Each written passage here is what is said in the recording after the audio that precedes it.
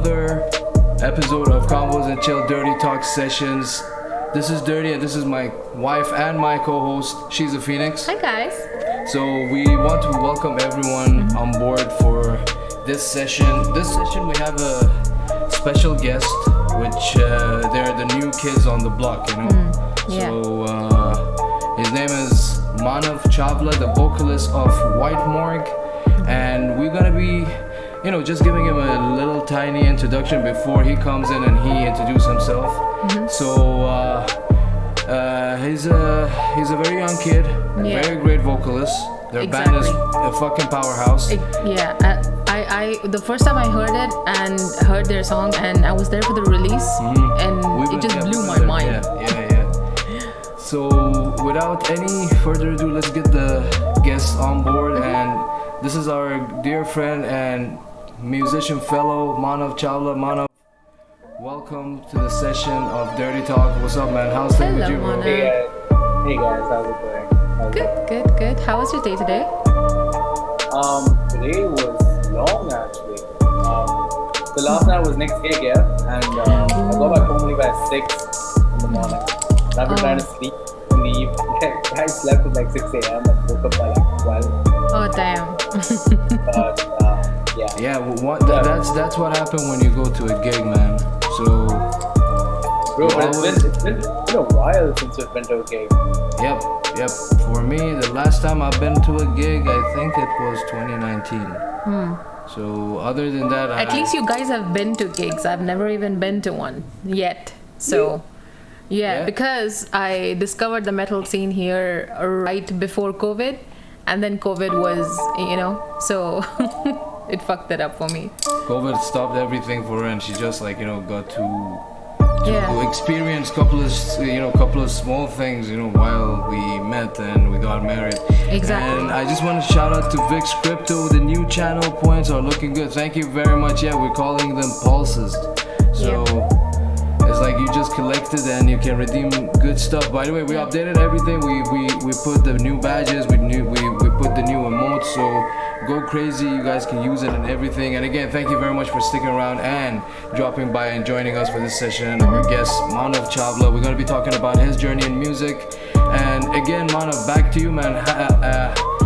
When was the first time you started actually getting into music? Was it like a family member, or it was like you just had a passion thing for like a song that you've seen in a movie or you saw in an act or something? Okay, so in my family, my granddad was a musician, but he wasn't really trained. He used to just buy instruments at a whim and spend 6 months mastering an instrument. 6 to 12 months, he wouldn't let go of that instrument. Nice. But with my dad, it was a different situation. Dad wasn't really musically skilled. My dad got into rock and roll at a very early stage, and rock and roll stuck with him. So your dad was the guy who introduced you to the whole heavy... Well, not the heavy part. He mostly introduced me to bands such as Guns N' Roses, Def Leppard. Nice. So that has been the kind of music I grew up with. Proper hair metal. Glam, man. That is quite interesting, because I was telling my hubby here that it's very unique that in Indian families, like, kids are encouraged to either be a part of this kind of music or get into it as a career. So like, how is that the process with that in your in your family and everything? Like as much. So my parents are supportive when it comes to things like this, but dude, the music is still loud. Sorry. Shit. Man, that's the thing happens. And that's one thing, because everything, screw this shit. So every time there's a technical issue, apparently, again, I had to give the fucking stream key to the system. I don't know what this shit happened. Sorry about that, guys. Sorry. Maybe if you repeat the question for Manav. So I wanted to ask him that, because he mentioned that his dad was the one who introduced him to this kind of music, and that was like the gateway drug into this path. So how was it? Because for example, like mostly Indian or like South Asian, mostly in this kind of music, this field, kids are not encouraged to take a part of it. So like I just wanted to know about his journey through it, and like how was it allowed by his family, and like how did he go about it? That's it. Fun fact actually, my family, as much like my dad for that matter, as much as he used to like rock and roll and this music, he doesn't like the fact that I'm in it. Really? Why is that? There's this misconception that rock and roll is just it's just the stereotype that rock and roll is associated with drugs, or at least it used to be. It used to be with like when we talk about the actual metal days back in the 80s and 90s. Most of the bands had access to a lot of drugs and just a lot of things, which is not the case with rock and roll and metal today. Yeah. It's mostly the case with hip hop and everything else. So that mentality just stuck with him, and quite a few of his friends went down that road. So he was like, "Yeah, no, you're not getting into this shit." So tell him how you got into it, and you're not letting me. Yeah, that's a good point. Yeah, but like for me, like I've really enjoyed music for the longest time, and man, like quite frankly, my dad introduced me to all these hard rock bands throughout the early years of my life. So by the time I was 6, I knew most of the bands in the 80s, and then I got so bored of rock that I didn't listen to rock until I was 14. It was just EDM. It was just EDM. It was just pop music. And then after I was 14, everything just made sense to me.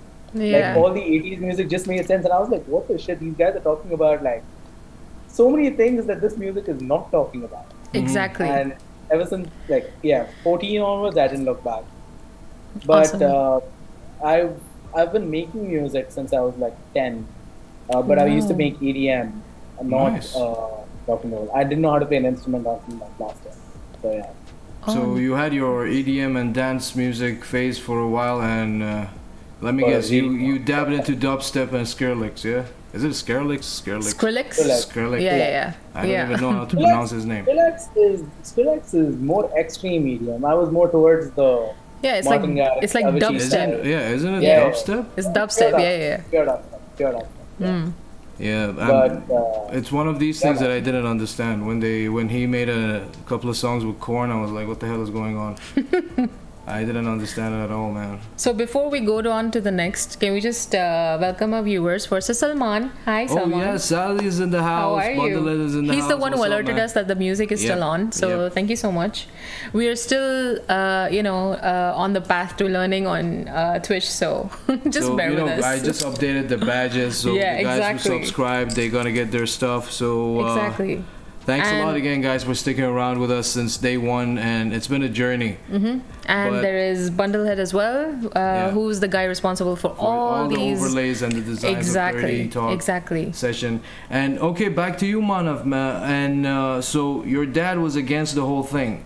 And what was that breaking point for you? Did you have like a conversation with him, or did they know that you're in a band? Yeah, they do. And okay, so basically in 2016, I joined my school band, and we took part in this fest where Battle of Bands was one of the events. And that fest had like 4,000 people. Nice. Just in the audience, and there were a bunch of students. It's all students. Oh, okay. And like in Bangalore, rock and roll is the music. Quite frankly, rock and roll is the music that you're actually. Like if you play rock and roll, you're valued more in the community than just pop and hip hop. Is that like a thing over there? Just in my city, because most of the biggest bands in India come from my city. That's awesome. That's awesome to know, man. Yeah. So at this gig, I joined the rock band. I joined my school band for the heck of it, thinking I could sing. But at that point in 2016, I really had no idea. All I knew was I didn't know what I was doing, quite frankly. And why? Can you tell us any details that there was an embarrassing moment? I'm coming to it. So same gig. This was the first gig of my life, and our set list was Skillet, Hero, one of the older metal pro stars, and So Far Away by Avenged Sevenfold. Okay.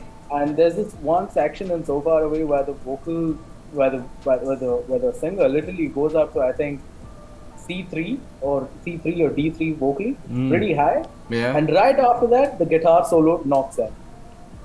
So I try to hit that note. I mess up in front of an audience of 4,000 people. And my band's guitarist at that point thought he was so cool that he could slide in with a guitar solo. And guess what happened? The freaking wire from the guitar from the amp, it plugged out. Oh no. Oh my god. One of these unfortunate things that Yeah. you're so amped up to do it, but it's like no, it's just not your day to day. Yep. Exactly. Everything just went off for a second. Everything just went off, and we were shattered because that was like one of the gigs we've been preparing for a while. Oh man. And I couldn't sing. He couldn't. He can play. He's a good guitarist, but I really couldn't sing as much. I understand, yeah. These things, they're, it's it's like, you have that moment of why. Yeah. Just why this happened? So. But I guess it makes for good memories, and now it's like, you can, he's sharing it with us, so. Definitely. But what really changed a lot of things in me was that in the same gig, a guy my age and his own band, bunch of classmates, they came over and they played Fear of the Dark by Iron Maiden like it was nothing. They played Iron Maiden like it was nothing, and they killed it. You're talking about Salman, the guy who's in the comments. The Iron Maiden is his favorite band. Oh my god. I had an Iron Maiden tribute band back in 2009. I thought he loved Lamb of God. Dude, Sally loves everything, man. Sally is that guy with the Pantera t-shirt you see in the gig that supports everything, Well, that's a man of By God. the way, Bundle Official tells you hello, Manav. By the way, guys, if any one of you in the I can't really read the comments because my screen's pretty blurred out with the comments. I was just about to tell the guys in the comment section, guys, if you have any question for Manav or anything, please let us know in the comment section. I'm sure Manav would be more than happy to answer the questions. But Manav, for we are keeping an eye on the comments. So if everything pops out, we are already on it, and don't worry, we're gonna inform you. But dude, it's really good to have you on board for a session, because the thing is, I've never talked to a young artist, young and upcoming, yet, I mean, just let it be like a metalhead himself. Yeah, exactly. It's kind of hard, and they actually started developing their album and their singles during the pandemic. Yeah. So. And considering his age, I'm really impressed with his vocal skills. He's just in his early 20s, and I'm just really impressed. Especially coming from this region, or especially the background, that. Yeah. To be honest, she's shy. She doesn't even know how to process to. Ask questions and things like so this happened even 2 Thursdays back when I was interviewing Ian. So anyone I'm interviewing, I'm always so excited, but then when the time comes, I'm like, oh shit.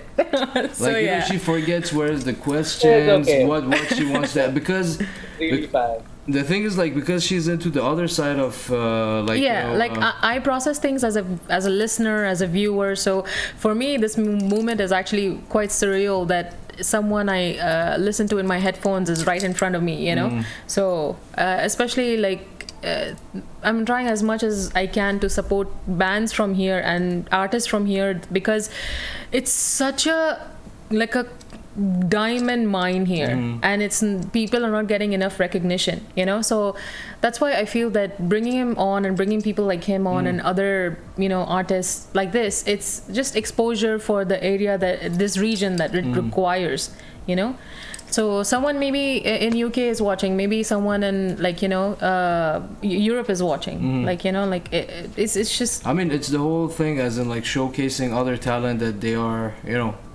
they are planning it out, and they're putting good stuff out, and everyone needs that spotlight, you know. And Morgue being one of the bands that we actually I actually like the stuff you guys do. Yeah, and for example, the release of Usurper, the minute that song was on in Public House that day, I remember the whole place went wild. Wild, and that is one of the most precious memories I have of ever being on a release of a song and with the band over there, and it was insane. Like, I mean, if it happens, you even could, their drummer is insane as well. Yeah. I mean, if it happens, you could see us sharing the stage with White Mark soon. Ooh. So it might happen. AKB and White Mark. Yes, Sally is saying actually most of us had hardship in getting our taste in music accepted. Which he has a point. Yeah, I mean, that's the struggle. Same here. Like when I used to jam to fucking Parkway Drive or like blast Goat Whore at home, and my mom was like, Shaitan, like, you know, Satan. What a fucking bad name, man. So that was my household, so you can imagine. Oh, your guitarist is in the house, Mehdi. Yo, fellas, what's up, man? Thanks a lot for dropping by for the session, man. Hi, Maddie. How are you? Maddie is the guitarist of White Mark. Thank you very much for joining us in the comment section. Please barrage your band member with questions. He's wicked as well. I've watched some of the videos. Yeah. He's a very chill dude as well. So how was the journey of finding the guys in White Morgue? Were you the last guy to arrive in the project, or you put the thing together? Yeah. No, I was the founder. I founded the entire thing. So okay, this is just a little long story. Coming back to the same gig, there was this one guy who aced Fear of the Dark like it was nothing, and I went up to him and I was like, dude, I need you to teach me this thing. I need you to teach me how you're such a phenomenal frontman and how you're such a phenomenal vocalist. That guy's been playing guitar and vocals for over 10 years. So he guided me through the entire process for about a year on Instagram and video calls sometimes, and he used to talk to me. Guy named Akash, very good friend of mine right now. And at that point, I remember telling him, like, dude, someday I'm going to have a band, and one day you'd want to be in this band with me. Couple days, I kid you not, this happened a couple of weeks early. He was like, bro, I am a fan of your music. I wish I could be in this band with you. He literally said that. But coming back, so Akash pushed me to actually learn vocals because I was very inspired by the way he sang, and he drove 4,000 people crazy. He drove 4,000 people crazy within a span of 10 minutes, and that is a power that only frontmen have. Maddie's saying that Manav's voice is low.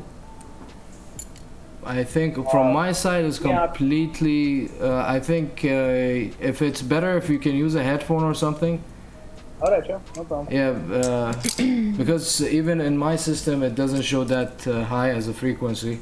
So, and Salman is asking who came up with the name White Morgue. I mean, I'm sure Manav gonna be explaining. Let him connect the headphones. Yeah. Did you hear the question? Yeah, much better. How is it for the guys in the comments? Can you guys hear Manav better now? Manav, can you talk? Yeah, can you guys hear me now? If you guys can hear him clearly, better than before, put a thumbs up or put like a... Why you guys don't spam the new emote, man? I'm sure it should be there. To be honest, man, this fucking shit is fucking annoying. Yeah, bundle it. Yeah, it's much better now. Hear him. Okay. Yes. Awesome. So to the question, who came up with the name? The other guitarist, Suyash. Oh, okay. So we were brainstorming names. Coming to how White Morgue was formed, any questions? Oh, sorry, my bad. We just skipped that one completely. No, because sorry. we're very attentive to the comment section, and they talk about, like, they're having comments and they ask questions. So that's why we just whatever pops out, we just hand it in. So so regarding White Morgue, when it came together, so the guy wanted to join the band. No, not really actually. I came to Dubai in 2018, and my band in India had failed because of this gig. I was telling you guys about it, 2016. Okay. And when I came to Dubai, I really wanted to just quit music and try doing something else. But a friend of mine was like, dude, pick it back up. And I started looking for bands. I tried forming like 7 bands. 7 bands didn't work within a span of 1 year. Oh my god. Yeah. And in my university, there was this one festival in Dubai itself. And I see this dude shredding. I see this dude shredding a Schecter like it was nothing. So that was the second member I found. My university made it quite so.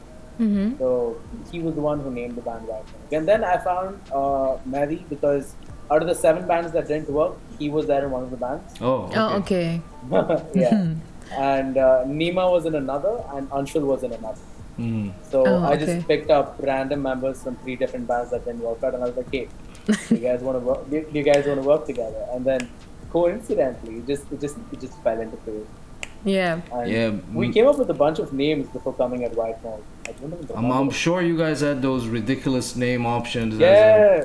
Oh my god. Man, such a fun journey to name your band. It's just like, guys, think about it. Like, finally, someone gonna say this name. So Yeah. don't like make something to make like But name something does to the make it a name have? brand. Yeah, but does the name have any significance or anything, or It is does. just? Yeah. It does. So White Morgue, if you've noticed, at least in the 2 songs we released, I mean, it's not too obvious to notice the pattern, but when, like, it mostly talks about a very pristine self during the time of your death. You are leaving, you're literally leaving all your emotions, everything is just gone, regardless of where you're from. You are nothing but in bones and white, and you're just in the most pristine state possible in comparison to when you were living. Yeah. So in Truth Lies, we basically spoke about how worldly thoughts affect a person's mind. In Usurper, we basically talk about how a person can deceive himself. How a person can deceive himself when it comes to stuff like that. So the next few songs will also fall along the same series of negative human emotions, which will compile eventually to be our first album. Okay. What White Morgue stands for. Okay. That's the idea behind it. So are you still working on the other singles, or you have them at the back pocket and you want to release them slowly, or how's it gonna We be? finished working on 3 new singles. We have them 90% ready.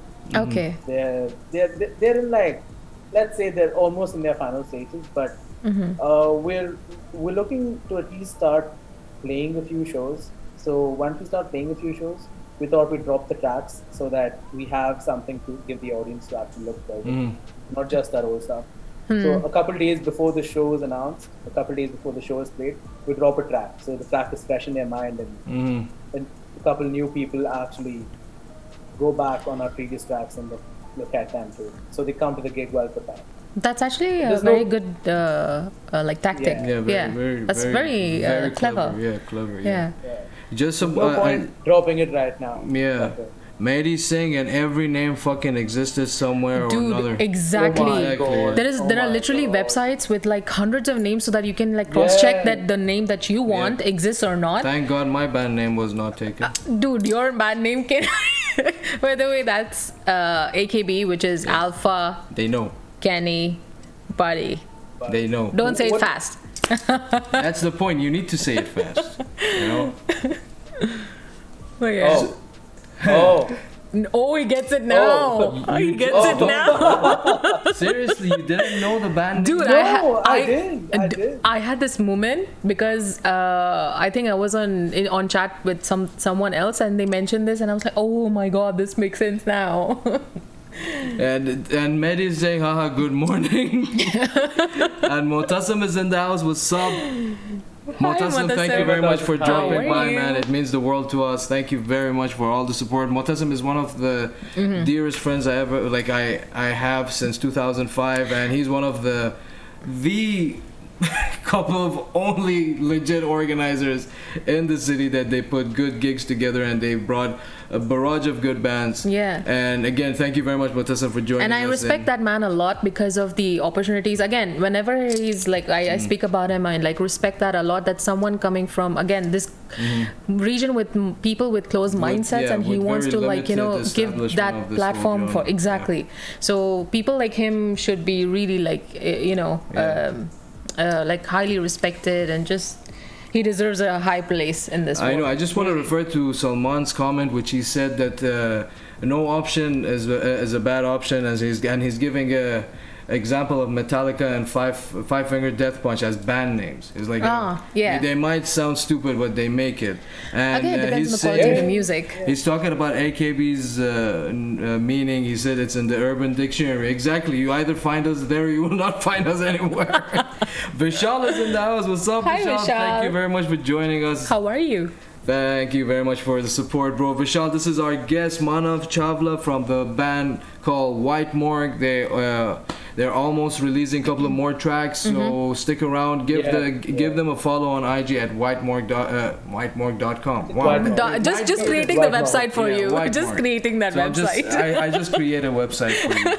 So you can give them a follow on White Morgue at White Morgue on IG and follow up with their updates. Their music is dope. If you like, the bands like Bulb, Tesseract. I mean, for me, we had this talk I think yesterday, and I told you it gives that genty feel to me that I like, which it has the elements of prog, which I really love. Exactly. The whole progginess in White Morgue. And I mentioned to Manav before, when especially on the release of Usurper, that I cannot categorize this band at all in any specific genre, because each part of that song has a specific category of music, and it's to a person who's listened. So I'm back to my job of fumbling. So if anyone listens to all kinds of genres and they can recognize through just audible hearing, you can't put them in a category. You can't. And that's the unique thing I feel about the band. It's just. I know. Exactly. They are unique. Their tones and the sound and the dynamic. Exactly. I mean, that's a good thing. I mean, Manav, correct me if I'm wrong. When you have different music backgrounds in the band, it kind of comes in it kind of comes in handy. Yeah, sometimes. Yeah, that's one way to look at it. That's quite frankly, that's what happened with Usurper in comparison to Truth Lies. In Truth Lies, there were a couple people in the band that were mostly looking forward to making modern heavy music, like most bands in Europe were making.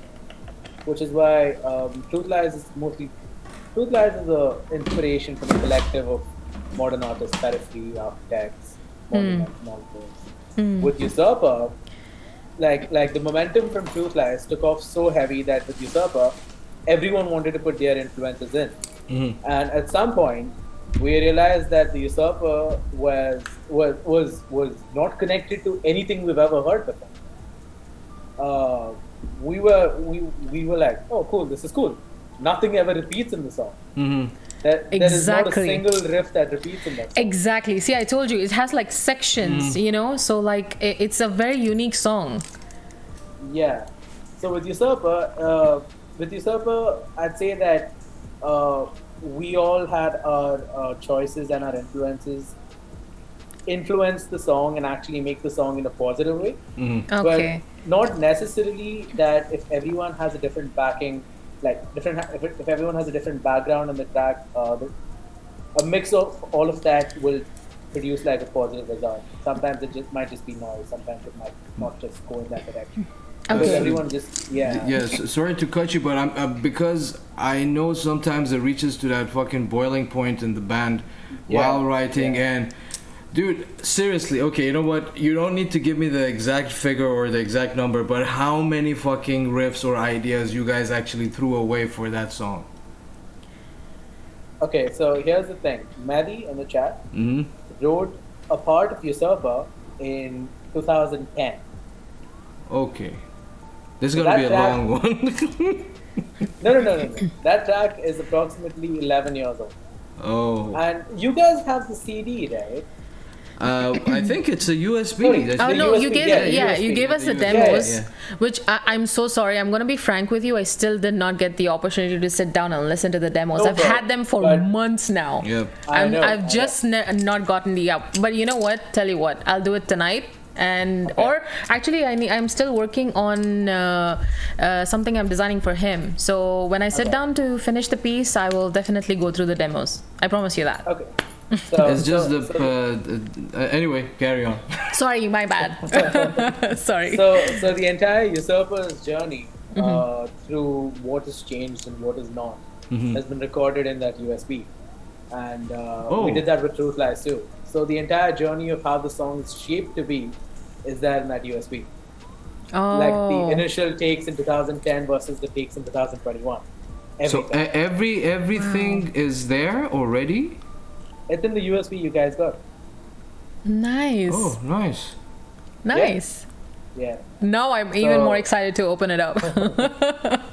So the first version of the Usurper or the first version of Truth Lies is very different from what you guys heard in the actual track. And even though the song was written over a period of time, we just went and looked back at the different versions we made, and we were like, "What the shit?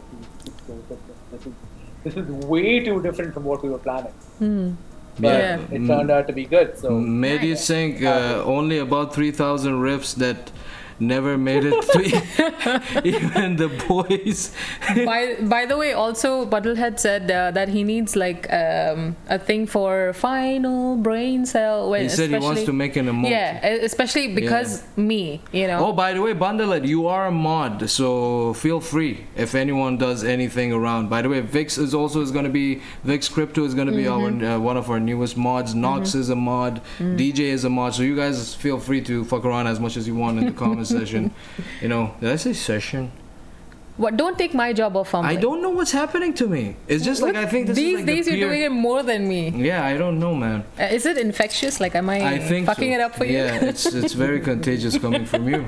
Manav, the thing is, like, you know, there's shit ton of things we can talk about bands, but like, what you guys been up to lately that jump started this whole train wreck of writing new things, and who was much more indulged in this whole songwriting process? Was it again a band type of project that everyone is there, or again Mehdi drops some riffs and you jump in with the vocals? Actually, so the way it works in this band at least is that the guitarists write what they like. Like Suyash writes a bunch of riffs which are literally piled up right now. It's just there. We'll have to take something up. Okay. And so there are a lot of completed songs which we plan on taking from Suyash's pile and putting it in the album. Or actually, next release, one of the next releases is one of his songs. And Mehdi writes separately. Based on what they write, the bassist and the drummer, and actually everyone collectively make opinions and basically say that this can be changed. Okay, so Manav, I wanted to ask you, considering that, have you got like traditional like training for like vocals, like singing, or did you start directly from like rock and roll and then got into the genre of like? No, I started directly from rock and roll. So after that gig in 2016, I was so devastated that I was just like, I'm going to scream until my throat doesn't hurt. That's because it just motivated him, you know. Okay. Yeah, but that was wrong. That was the wrong way to do it. And quite frankly, until the end of 2019, I still screamed until my throat didn't hurt. But then a friend of mine over here, he was like, "You're doing it wrong. Let me teach you." So I took like classes under him, and now I can scream without my throat hurting ever. Like I can just go on and on and on. That's nice. Yeah. So do you prefer like mixing clean vocals with the gutturals or like screaming, or do you? Between cleans and screams, I choose cleans any day. Interesting. Would you ever do like a slow acoustic track or something like that, or have you released something like that? We haven't released it, but I have it right now on my system. Ooh. I mean, I think why he's going with the clean vocals, because you have endless possibilities that you can actually, you know, do different type of melodies, different variations. But you know, with guttural or with like, you know, screamo, is just like you just need to stay on the note, and you should have the stamina to, you know, go through the whole thing. Yes, man. Go ahead. You wanted to say something. Actually, even with gutturals, the amount of techniques out there when it comes to screaming and different types of screams, man, it's a notion. It's a notion of it's a notion of the amount of things that you can learn. Like, so I mostly do a lot of fry screams right now, but I want to pick up false chords. I want to pick up pitch fry screaming. I want to pick up gutturals. Gutturals I can still do. Gutturals are not that difficult. The lows that are used in deathcore, the highs that are there in deathcore. Yeah, so it's an ocean of things, and black metal is a whole different field. Death metal is a whole different field. True. And quite frankly, bro, what you do with the punk metal, is punk? Is AKB punk? It's another own category, punk. But yeah. I really have no idea. We very new metal. You know, because like we fall under nu metal, rapcore. Dude, it's reaching to a point. You know, okay, me and Salman, we started the band and we said nu metal. But now it's just like whatever the fucking sound, Yeah. that we make, it sounds amazing to us. We just go with that feel, and it's like Basically, he's paying homage to his, idol, which is Fred Durst. Just let me go back to the comments, because she always like to spit it out there that I'm a Limp Bizkit dude, and yeah, you are giving enough excuses to Bundle It to jump my cage now. Anyway, Bundle It saying every time there is a fumble there should be that final Brentsil emote pop up. Exactly. That's a good idea, dude, for sure. Exactly. I mean, until now I don't think my emote actually got approved by Twitch, so I don't think if you guys have it. And he's saying and Bundle It has a question for you, Manav. He's saying a question for Manav Chawla: pedal board or multi VFX guitar effects? Quite frankly, based on what I've seen, so I'm not a guitarist, but based on what I've seen with the guitarists in the band, I'm more of a processor person than a pedal board person. As much as analog sounds have this very distinct sound, to the possibilities you can do with the processor, such as Helix or Neural DSP Sport Protect, it's phenomenal. I know, man. And I've seen that myself. Like, Mehdi owns one of these processors, and he literally can take two guitars, a bass, and vocals into a single processor and let them process multiple separately. And that's awesome. Man, I'm just more inclined towards processors because on my daily professional, I'm an engineer, so I'm just very fascinated by how they made and stuff like that. And I actually try and make a couple things. I had a run with TC Electronic Voice Live 2 Touch, the one that you connect on the mic stand. Yeah, I had that, and it's very, as he said, it's like it gives you an endless options of, dude, there is harmonies in 3s, harmonies in 4, harmonies in 6, a choir, like. But again, for these things, you need to be so top notch in your singing, because if you sing off, it just sounds like any other mumble rap. It's just gonna dude, because I tried the choir, dude, I went off key because it's basically goes to the highest octave of whatever you exactly. It was weird. It's like you really need to be on your A game. Because like, although you're using a processor over there, you go off key and the processor basically harmonizes that off key and it's just amplified to a point where you're just like, holy shit. Exactly. So Salman is saying he thought Maynard was your idol. Exactly. Tell her. But Fred Durst is the idol. Maynard is the god he worships, basically. So why we're talking about me? The poor guy is on the show. It's his red carpet moment. Conversation.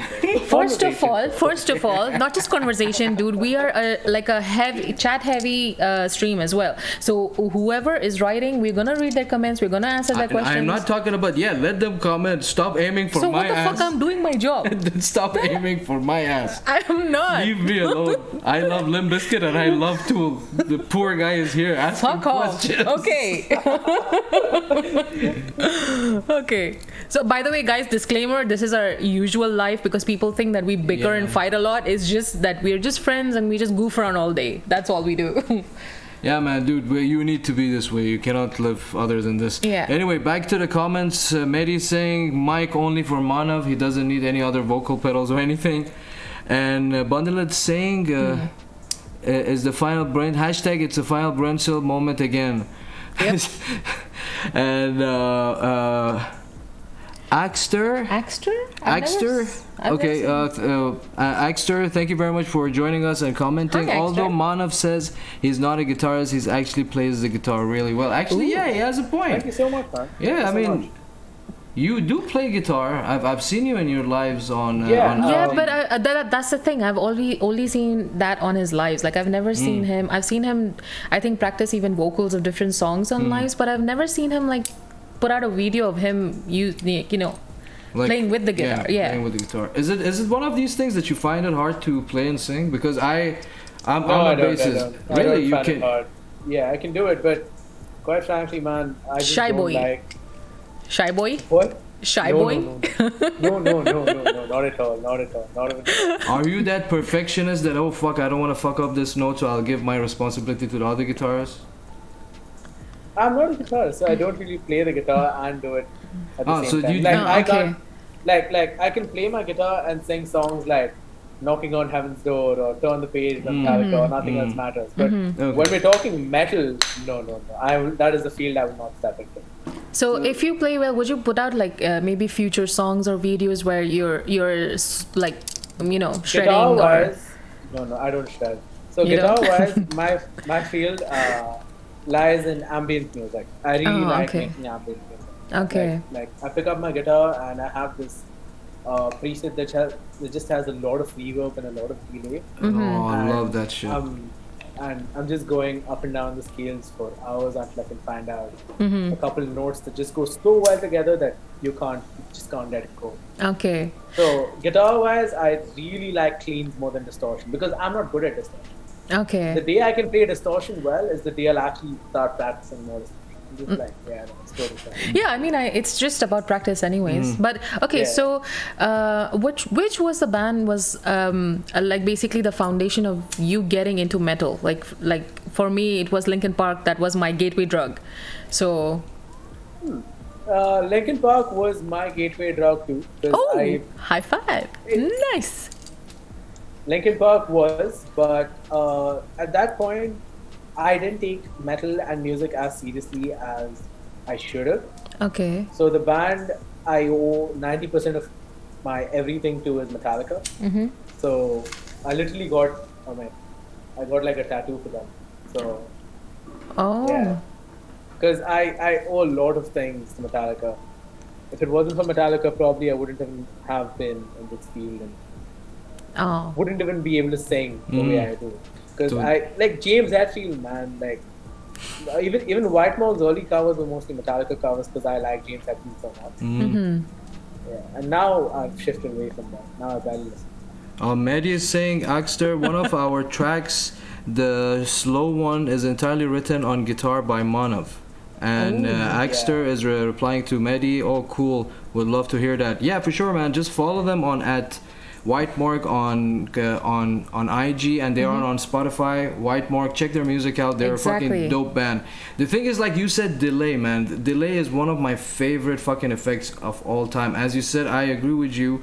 Clean guitars are, again, I think even clean guitars, you have more variety and options to go around on the notes and stuff. Quite frankly, when it comes to guitar, it just depends on how skilled you are. Like Yeah. I cannot And- come. That is true. That is true.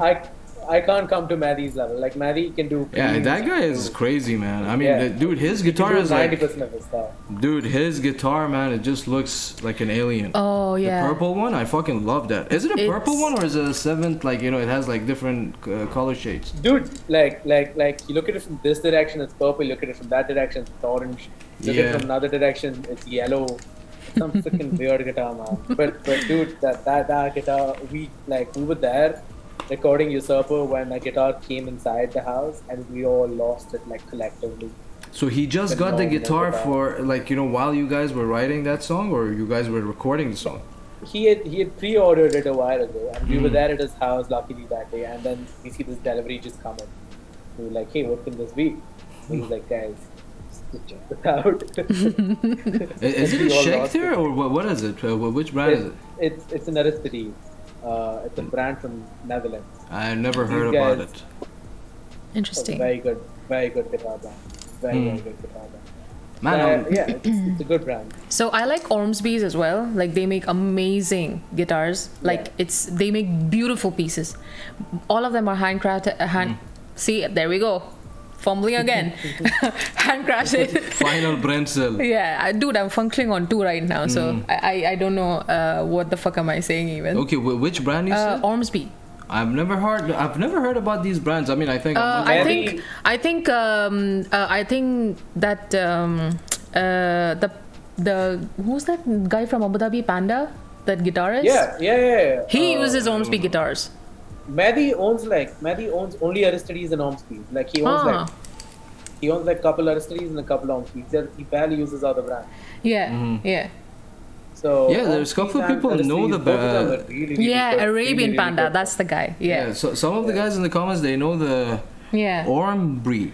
Ormsby. Ormsby. I don't know. Ormsby, no, ORM. because Salman he commented Ormsby guitar are cool, man. I've never heard about these brands. I mean, I'm much more on the commercial side. Dude, if you see Ibanez and Schecter. sometimes they put out I these think- stories of like hand crafted ones where people are literally working on the wood. They're crafting it down and like sanding the whole body. It's gorgeous. Their paint jobs are amazing. It's really like very intricate work that they do. No, but not gonna lie, like I think at this point, I'd choose an Ormsby and Studies over an Ibanez or something. Because You gonna jump on an Ibanez? no, I'm gonna stick to Jackson. Oh, Jacksons are cool, man. Jacksons are cool. So Jackson's for now. okay, so considering the process of like music production and like being a vocalist or like writing, so all these different facets of making the music, which one do you prefer over the other? My favorite part, like the only part where I actually enjoy stuff. Okay, no, not only. I wouldn't say only. So vocals without a doubt. But when it comes to songwriting and composition, arrangement is my favorite. Structural arrangement and arrangement, because I think in the entire band, I'm listening to music like 90% of my day. Like, quite frankly, I'm not gonna lie about this. 90% of my day is only music, even if I'm sleeping with music. And structurally, I can make a couple of changes in the track, which I think will sound nice. But relatively, when it comes to composition and stuff like that, I let the other guys take care because there's a lot more experience than I have. Okay, so for like for example writing or for like getting on the mic and just like going apeshit with your vocals, do you have a process that you go through, or like mentally, or like do you have something that you follow steps and then get into it, or do you For just the like vocals? step up and So for the vocals, basically, once the song is completely structured and we like the structure of the song, then begins the lyric writing. Okay. Based on where I want the lyrics to fit in and what my concept is, I start writing down multiple verses of lyrics. Well, I basically choose words related to the concept I have in my mind. Okay. And then it automatically starts following and fitting in the blocks one by one for the lyrics. Once that's done, I have the entire way the rhythm of the vocals flow in my head. And then within a day or two, I try recording it a couple times. Sometimes it's bad, sometimes it's good, and redo the entire thing. Okay. And then I send it to Maddie. I send it to Maddie and the entire band. And if they're like, I have a better rhythm than this, they just send like a voice note, literally beatboxing the rhythm. Oh yeah, those days. Yeah. Yeah, those days. Yeah. I've heard him also do that We- process we- of yeah. like Dude, we used to hum. humming. Yeah. We used to hum. Yeah. Yeah. Like if it's a riff based rhythm, it's literally it goes that. So it just fits in the head. And then you're like, cool, this is nice. I can give this a shot. Then you rewrite the lyrics according to that rhythm. And then Okay. you basically re-record. Okay.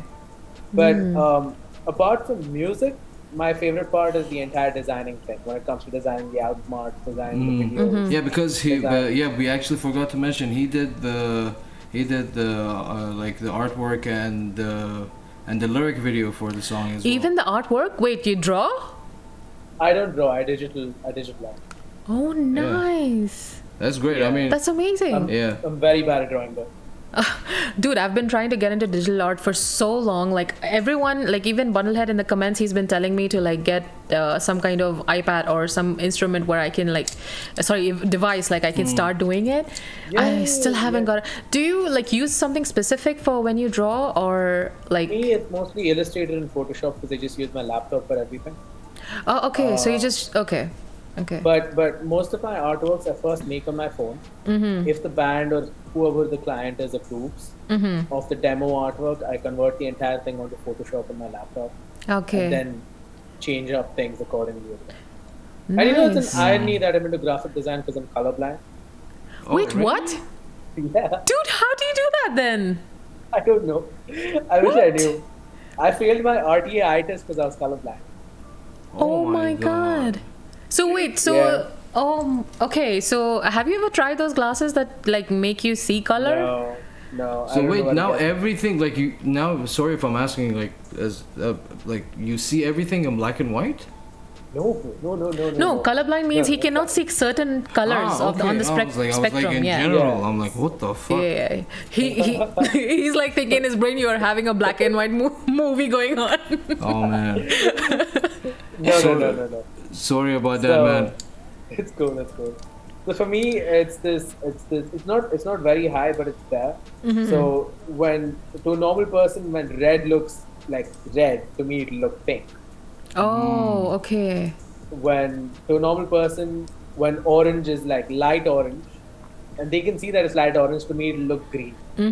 Oh. Yeah. So it's just slightly off. Okay, so Yeah. that is that the reason why mostly white morgue like artwork is like gradients of black and white, or It's just one artwork that's black and white. and like I just but how do you go about drawing then? Like if you're colorblind, like I'm really curious to know because I've never met an artist who's like Maybe he sits down with one of the guys in the band members. just like No, pick it's color, just pick me. color. No. No? It's just me who does the artwork. But how do you manage then? Okay. Can I share my screen? I just want to show you one. I want to show you guys one thing. Sure. Okay, in that case, just a second. Maddie, I'm dropping the artwork for the next track right now.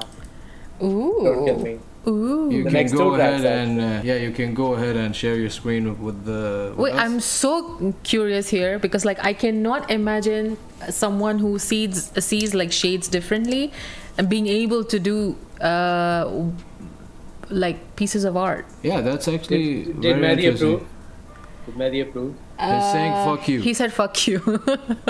Hey, what's up? What's up? Nux is in the house. Hi Nox, how are What's you? up, Nux? Thank you very much for dropping by, man. How's things? And yeah, we missed out on a couple of. Yeah, I think even he was saying that Okay, he said go ahead. Okay, cool. Maddie was saying, Ahmed bro, you need to try yeah, his guitars, that whole brands and you stuff. And scroll down before I could finish the yeah, sentence. here you go. Here you go. Yeah. Ahmed, bro, you have to play my artists. Aristides. Yeah. Aristides sometimes, man. And Bundle is saying, Vix is saying, I've been begging for a pen. What is that pen? Pen? For an Apple pen, so I can draw. Pen. Oh, okay. Yeah. Apple Pen is one of the best things to draw with on an iPad. I want to make that investment, but Oh, I'll do that only after I start work. No man. Oh. okay. Problem with being a student? Did you share No, your? I'm Yeah. just sharing it. Give me 1 second. I mean, we cannot see it because I did the whole cut, so it's gonna be a weird thing. I'm just seeing your bases in the picture. Oh shit. Okay, so I Yeah. know where it is then. Yeah, you can place it that side. Yeah. Yeah, just wait. Where are we?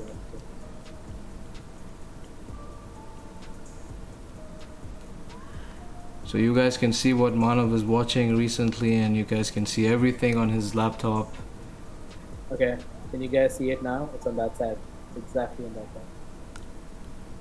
Oh, Whoa. Why does why does this remind me of Gojira with like flying wheels?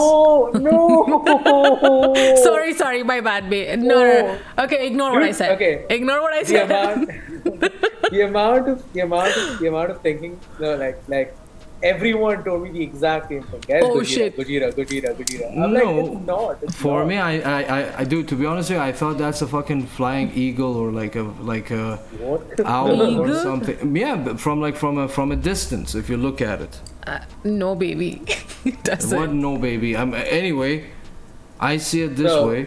Yeah, I So- mean, it's just first of all, the backdrop to that whole thing is Yeah, sick. It's very fucking Yeah. cool, man. It is so. Is it like a world like exploding? Wait, so how did you go No. about designing this? Like considering that you have the colorblind thing. I didn't draw any of this. What I usually do is I go up and pick up something. I'll just give you my whole. I'll give you my whole way through these things. I pick up wallpapers. Okay. I pick up interesting abstract wallpapers which I like. Mm-hmm. So originally, this entire wallpaper was yellow in color. Oh, okay. And I just really like the design of it, so I picked it up. Okay. And then based on the theme we have, I pick up other elements to it. So this theme mainly talks about an unknown, like an unknown source of knowledge, which is space and the ocean. Okay. Which is going to be about the next time. Yeah, I was about to say, because I saw the coral reef on the bottom left, and then like the galactic kind of environment behind it. So it's like, I think, mishmash of two worlds. I feel. Exactly. Yeah. So it's going to be a step inside, like a step into an unknown realm. Nice. And Salman is saying that planet on top left looks like a donut though. Salman, not everything is food, dude. Yeah, and Vix is saying, Salman, now that you mention it, I can't see it. LMFAO. Yeah, I can't unsee it too. I'm going to take that out. So we have Vaishnav in the house. What's up, brother? Thank you very much for joining us again. How are you? This is our guest. Manav, you can join us back on the session. Or wait, you still have to. He's showing more. Is that an eye? Dude, can you enlarge this for me? I can't. It's on the thing. Oh my god. I'm fitting it into this thing, but I can see what's happening. Colors of Blind. Interesting. That is the slow song for Batman. Ooh. So, like, I feel like very Breaking Benjamin-ish also, like Ember, you know? Yeah, so Ember had a very similar artwork, which I found out after making this. Oh, okay. I mean, dude, trust me, if people are not aware of it, they won't know. Like, for example, me, I listen to all kinds of shit, so I know their artwork, you know? But, like, for mostly people don't notice these things. Mm-hmm. But Ember literally doesn't have what this design is. Yeah. No, I mean, I think you were saying that because the double helix is new. It has the eye thing because But it's so like interesting to see that the name and like the connection with the artwork. So I'm really excited. I can't wait to hear it. Yeah, man. In time. So, dude, I mean, regarding this new stuff, how many new singles you guys have ready, and how many of them is going to be hitting the social media soon? We have 3 new singles that are ready. We're really just waiting for the last few parts to be done, and hopefully we'll start dropping them closer to the time when the same gig we have. Yeah, we'll start dropping them around that time. A couple days more maybe before we drop the teasers. Are they different from? I mean, was the songwriting process was different than the others, and you know, much more different. It was more along the lines of when we wrote Truth Lies than Usurper, because Usurper was really just a lot of inputs and very less output being put into the song. If we wanted to make it like a 5-minute track, it was just too many inputs to consider. Yeah. So, and everyone in the comment, they really dig the artworks and stuff. And Vix is saying that's awesome. Bandal is saying nice. Maddie's saying Manav likes donuts, as you can probably tell. This is I love band dynamics like this. Like, you know, when you pick on each other, it's like it's just that fun. I like that a lot. In my band meetings, huh? You've been there for my band meetings and how we. Dude, AKP, these idiots when they get together, oh my god! I like 95% of the time just goofing around, and I just laugh. That's like 90% of the time we're just fighting. Yeah, or just picking on each other, and I mean. Yeah, go ahead. I have this analogy where you being in a band is basically you dating 5 girlfriends at the same time. Kinda, yeah. Wow. No, it's worse. That makes sense. It's worse than girlfriend. It's like having 5 wives, man, in one go. Like sometimes I'm like, for example, if you're watching something, baby, what you doing? Can we just? It's like, I'm messaging Z. I'm messaging Salman. I'm like, okay, what about me then? Dude, like, not gonna lie, women are still okay. Guys are just worse when it comes to, hey man, we can't have this part in this track. He's like, why? Why can't you have my part in your track? Oh Oh my god. That is so accurate. I've seen that in action. He's actually talking about my drummer. Like my drummer Ziad, we need to explain. Like there is nothing He's you so tell him that he says technical yes. in everything. Like there is nothing, Manav. Like literally, you tell him, dude, you need to pick up the glass to drink the water. It's like, why? It's like, he's that fucking, questioning everything. It took me and my wife and his own wife to explain to him the new trends of the social media. Yeah. He's that old school. We had to give him like a rundown of the whole thing. Yeah. And he still had that, that mesmerized, at the end he's like, "Phew, I don't get it." I'm like... Z is like, his personality, I feel it's like an old Russian dude in in his body, Yeah. Like I just feel his soul is an old Russian guy. But back to you, Manav, how you guys control, did you guys had like an out of, for example, the situation got out of hand with the band members? I'm just asking, because every band, sometimes they have this extreme fights for no reason, as you said, why my part is not there, why this can't work, So there were any experiences? Oh my god. So most of the fights in the band happened between me and the other guitarist because we're both kids and we really yeah man, we're the youngest people in the band and we're fighting about almost every single time. We're the only guys fighting. Mm-hmm. And quite frankly, it's just stupid things we keep fighting about. And we don't talk for like 3-4 days and things automatically patch up. Yeah. Wow, I 3-4 days. I feel that's because the dynamics, like in the end they are gonna come back to each other and talk I'm talk sure and Mary create. has something to say about this. Mary is saying, Alhamdulillah, not yet. No, go ahead, Manav. Yeah, no fights with the other guys because they're all older and that. Sure, but man, me and the other guy, me and Suyash are kids too. They're like 21, 22, so we keep fighting about what's better, what's not better. This band is better than that band. But what is it? Is it the thing is Manav, to be honest with you, when I was around your age, I was kind of an elitist, but again. Kind of, yeah, because I was into death metal, kind of. Understatement. Death metal, Nile, Cannibal Corpse and shit like this. That entire thing is him. And I'm like, no, bro, there is more music outside that, which is why 90% of our fights happen. I can imagine that. The point is that I've seen it happen to me. I've seen it happen to extreme musicians that they're my friends. That one of them is Ratesh. I don't know if you know the band Noon. I know Noon. Yeah, Noon, the drummer of Noon, Ratesh so good. Chara, he used to play Meshuggah Bleed for breakfast. And dude, now he's just playing Oriental jazz and infusion and shit like this. Everyone changed their taste. So do you see yourself changing your taste in the near future, or every time? That's a very good question. Or always you will have that sweet taste of metal in your mouth since the time that you got introduced to metal. So there's been a very solid transition in the journey of listening to music. Like I told you guys, my roots started in glam and hair metal, hard rock, hair metal, and it went on to EDM, and from there it came directly into thrash metal. Because 2014, 2015, 2016 was Metallica and that entire era. Right after that, I was introduced to modern metal, where gent and everything came in. And quite frankly, ever since 2018, I've been obsessed with modern metal. The difference between me now and me then is that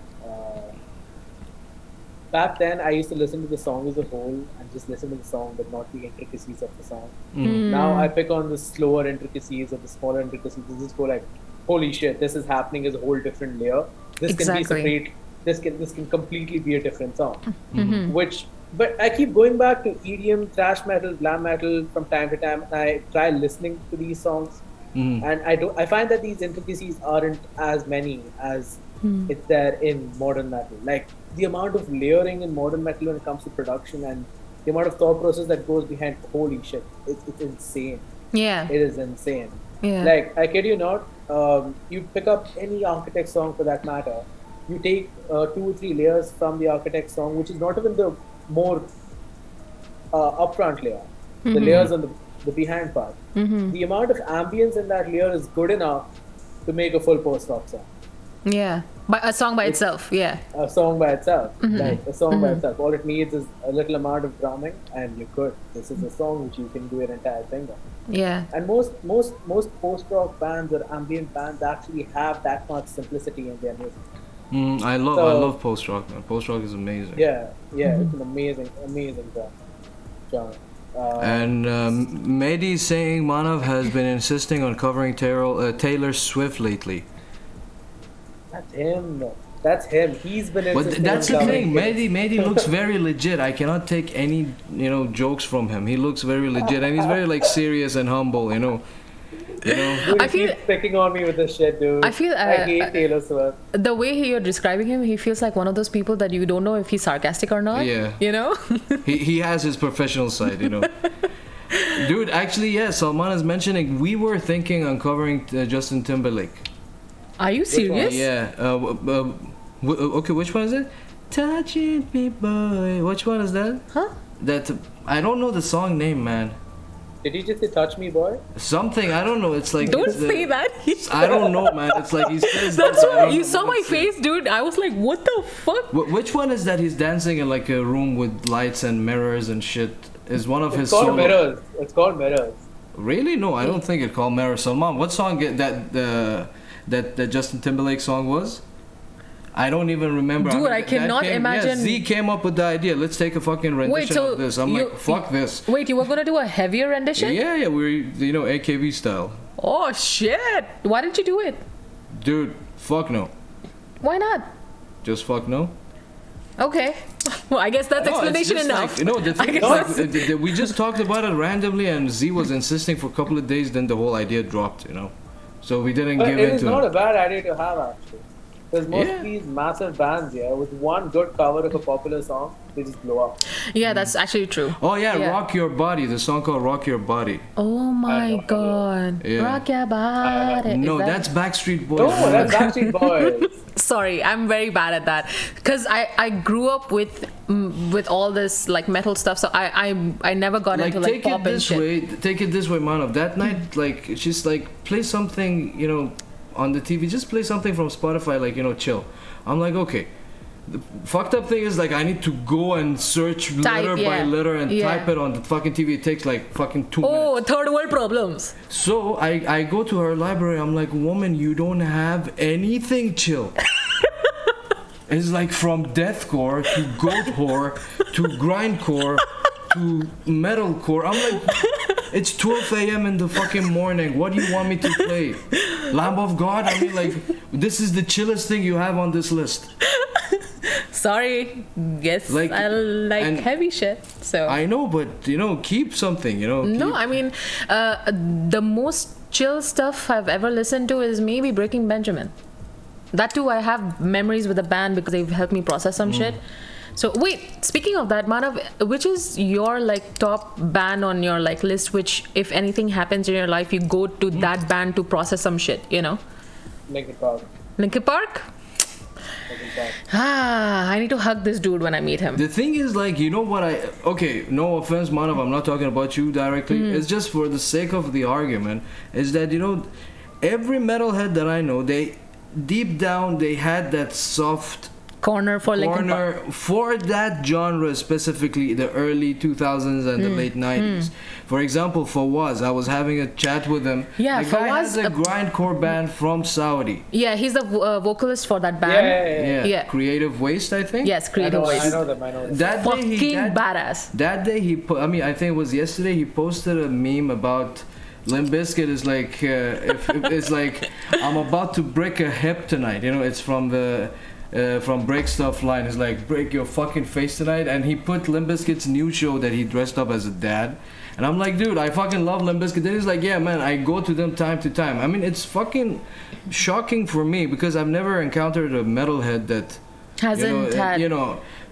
For example, like I played shows with the good friend of mine, Heidi, from the band, what's it called? They had a band called Benevolent. Like, first time we ever covered Break Stuff, like for us, Break Stuff was our like winning tickets. Dude, I wish I could watch Every fucking- hardcore metalhead in that gig, they were actually nodding their head. Like every fucking guy knows this song. Yeah. I mean, you correct me if I'm wrong, Manav. You know. I have to ask you, where is Benevolent nowadays?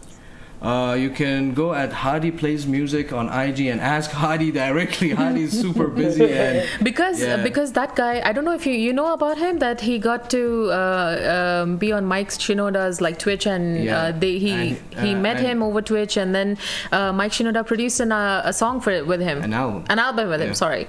So he's gonna perform live. I think in 2 days or tomorrow. Yeah. So he's gonna Hadi's gonna perform that song. At the Fridge. Yeah. He's an amazing singer. So if you want, I can send you his IG, and then you can check him. Send it to me. Send it to me. Yeah. Because I think I am a huge fan of the Benevolent album. Yep. Oh, okay.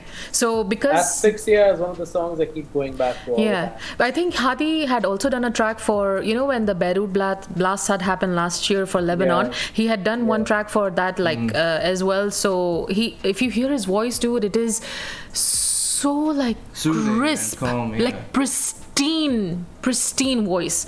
Like in this region especially, like he's got one of those voices that can fit any like kind of type of song that you want him to go into. But he's got a very like, oh my god, you just need to check him out. Like I forgot the song. I think I even play. I think I follow him, but I didn't know he used to play for Benevolent. No, he is the core of, like him and his brother and Mohammed Mogad, the other guitarist. They are the core band members of Benevolent. And Mehdi is saying Linkin Park has probably the gateway to metal for so many metalheads. Been the gateway. Yeah. Whoa! Please mention his IG here. Mehdi, can I type it, or is it gonna be hotkeys? Yeah, it's gonna be the thing. Just join in from your thing. You guys can follow him at Hadi Plays Music. He's on IG with that handle. I'm going on my Twitch to comment because I don't want to fuck it up. Because last time he told me Google auntie, and then fucking I typed in. We have so many fucked up ideas the for screen. Google auntie. Yeah, what? We're gonna be doing that as a remote. Yeah. We need it because I've sent the profile to Maddie, so it's okay.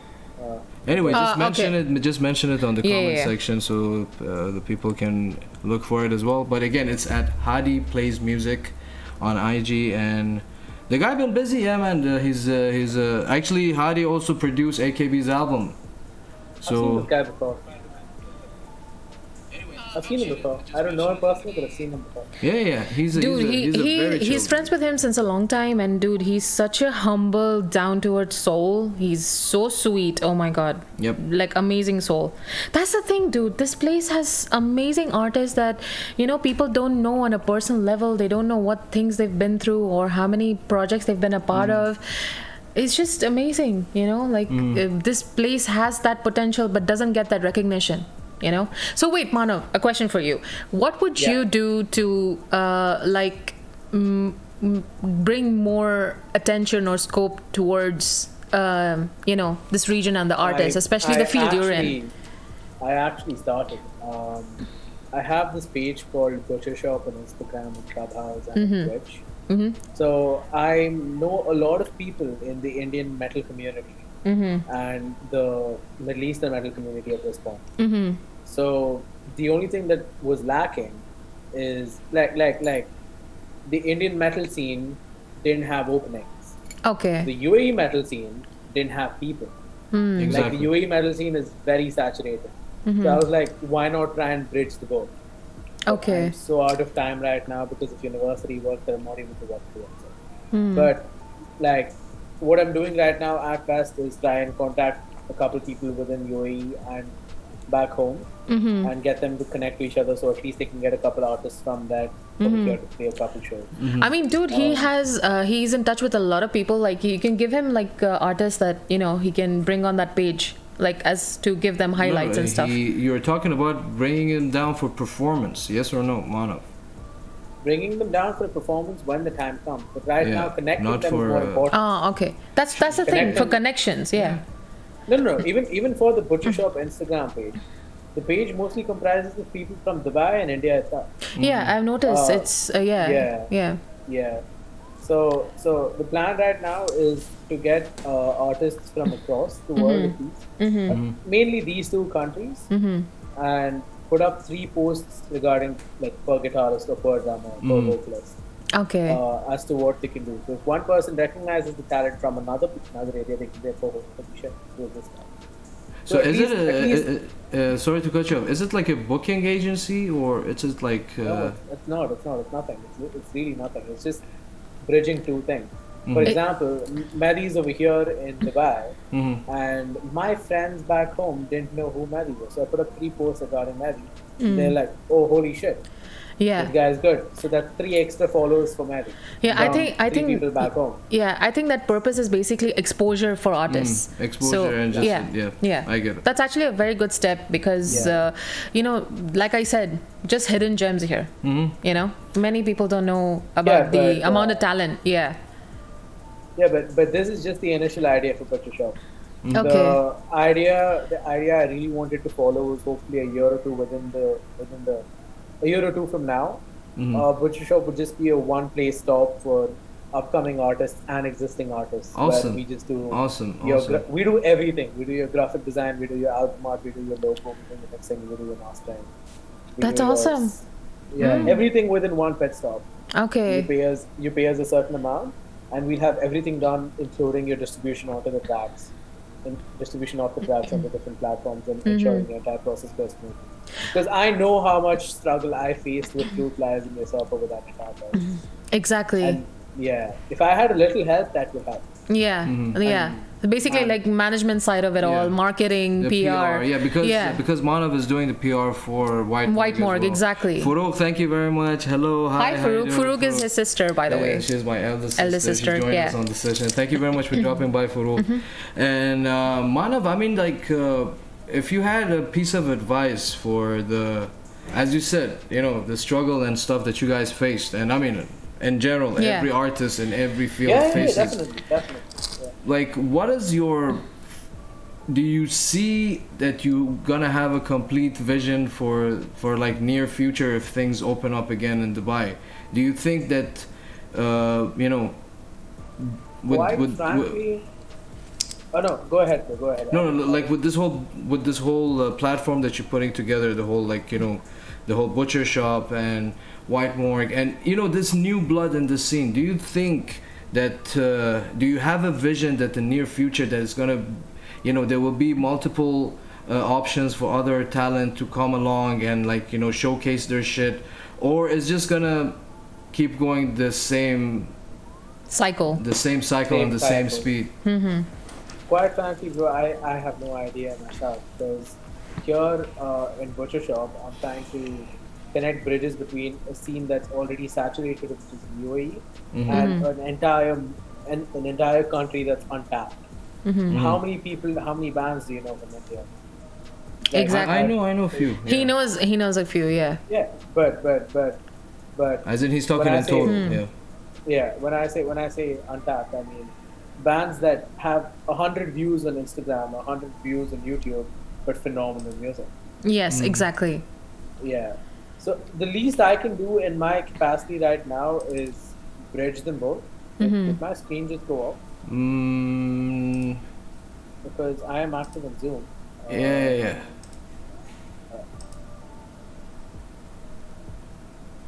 That's weird. Just a second. What happened? I don't know. It happens sometimes, man. It's a fucking thing, Yeah, I know. It's So- online. It's online stuff. Yeah, so entire Twitch went off. Yeah. Yeah. Yep. So stick around with us. I think, man, I don't know what's happening with my system.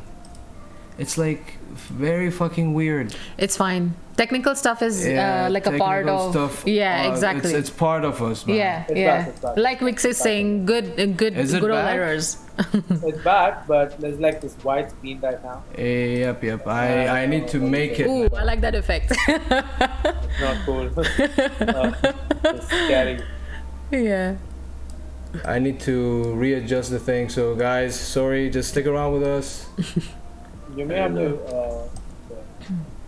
No, it's fine. Don't worry. I'm just fixing it on the. People can actually see live like Yeah. how you adjust and like keep everything Yeah. ready. Everything. So, hello, Manav again. We have Hey, you. man. Welcome back. Just let me fix it a bit more. I'll keep you in the middle. Yep. Alright. Shit happens, man. Shit fucking happens. You Yeah. know, nothing fucking stays the same. That's the thing that I am fucking upset. It's So- fine. He's just. So we were talking about what? Sorry about that problem, man. Yeah, you were just We're Talking asking about the bridging part, the yeah, the advice. bridging, Yeah. the advice, yeah. So wait, Manav, if you were supposed to give advice in the opposite way, for example, for people to not do things, which are the particular things that you would advise people? Okay, don't do this, don't do that. Like, you know, like At at least a couple. the first line I'd like to say is don't overthink your shit. Mm-hmm. Like the amount of spirals we've gone through about is this good enough? Is this not good enough? Is this bad? Is this good? Mm-hmm. Oh my god, don't get me started on that one. Because with Truth Lies, because we are still overthinking our stuff because of which White Morgue is not put out music in 5 months. Mm-hmm. That is the key. You have stuff, believe in it, trust in it, put it out, see how it does, learn from it, improve on it, and put it out in the next track. You don't necessarily have to improve on everything you have within the same time. Yeah, I guess that I've noticed that many bands like try to reach that perfect level or that tone or that thing. Reach a certain level, Yeah. for sure. Yeah. But it doesn't have to be the epitome of your growth. Your Yeah. growth will automatically grow with every single But platform. okay, regarding the thing that I mentioned, that I told you, if you see that something might happen in Dubai scene, you know, as you said, but what I'm trying to say is that Dubai being that transit area for most of these musicians that I've seen, and I think it's still happening, and it's just like bunch of dudes coming to town, getting to know new musicians. You know, they make a couple of projects, they do some stuff, and you know, then the whole thing is down. Yeah. You know. Yeah. Dude, you they're won't believe how many bands he's shown me here in the Middle East which were disbanded because of, you know, either, People members moving moving, out. Yeah, exactly. Like just because they get married or like something happens in their life, they just like disband. And that's so like, I feel, disheartened. Quite frankly, this is the downside to this is the downside to the kind of country we're in, where we don't necessarily we cannot Yeah. literally stay here without a job. Exactly. And if we have a job, we really have to work. Yeah. Stay like to have the job stick to it. Exactly. And to if you have stay, that job, there's really no time for music. there you go. Very Exactly. rare time. Exactly. And for that creativity to flow in, make the content and, you know, like put it out, it's too much hassle. So, like, yeah, I agree with what he said. It's just a very expensive hobby for this region, and Yeah. if you, why I asked Manav what is Butcher Shop, because I thought it would be, I think the end product is kind of an agency that you guys do help the artists, but you know, for something small in return, you know, it's kind of an agency that can take care of your, you know, they can provide you some services. Such organization or such production teams, they don't exist in this region. And even Exactly. though if they exist, they are Exactly. mostly related to other type of Yeah, music. especially considering that majority of the marketing tactics these days is virtual. Exactly. Yeah. Majority, like you can say 97% goes into just like getting that artwork, getting that, fans involved and that interaction and the You need, techniques of releasing basically the content. struggle, yeah. You need to Exactly. struggle. Yeah, like digital marketing. Yep. It's majority that now. So how was I mean- it for you guys, Manav? Like, was it a hard thing to penetrate, like the online market as well? Like when it comes to I this? learned everything from the start, bro. I really learned everything from the start.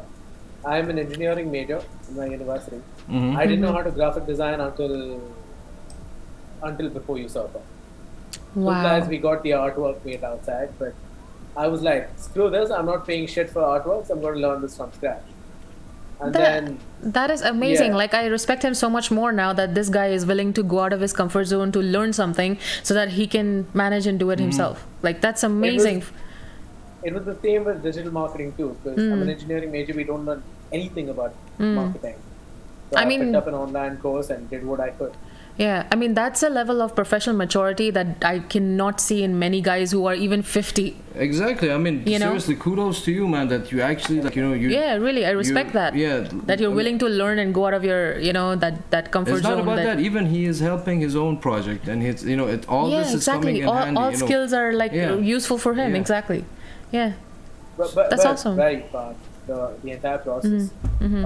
Like, quite frankly, I didn't know if I'd like designing. If I couldn't like designing, but now I cannot like the only like if I'm stressed, I pick up my phone and I start making an artwork.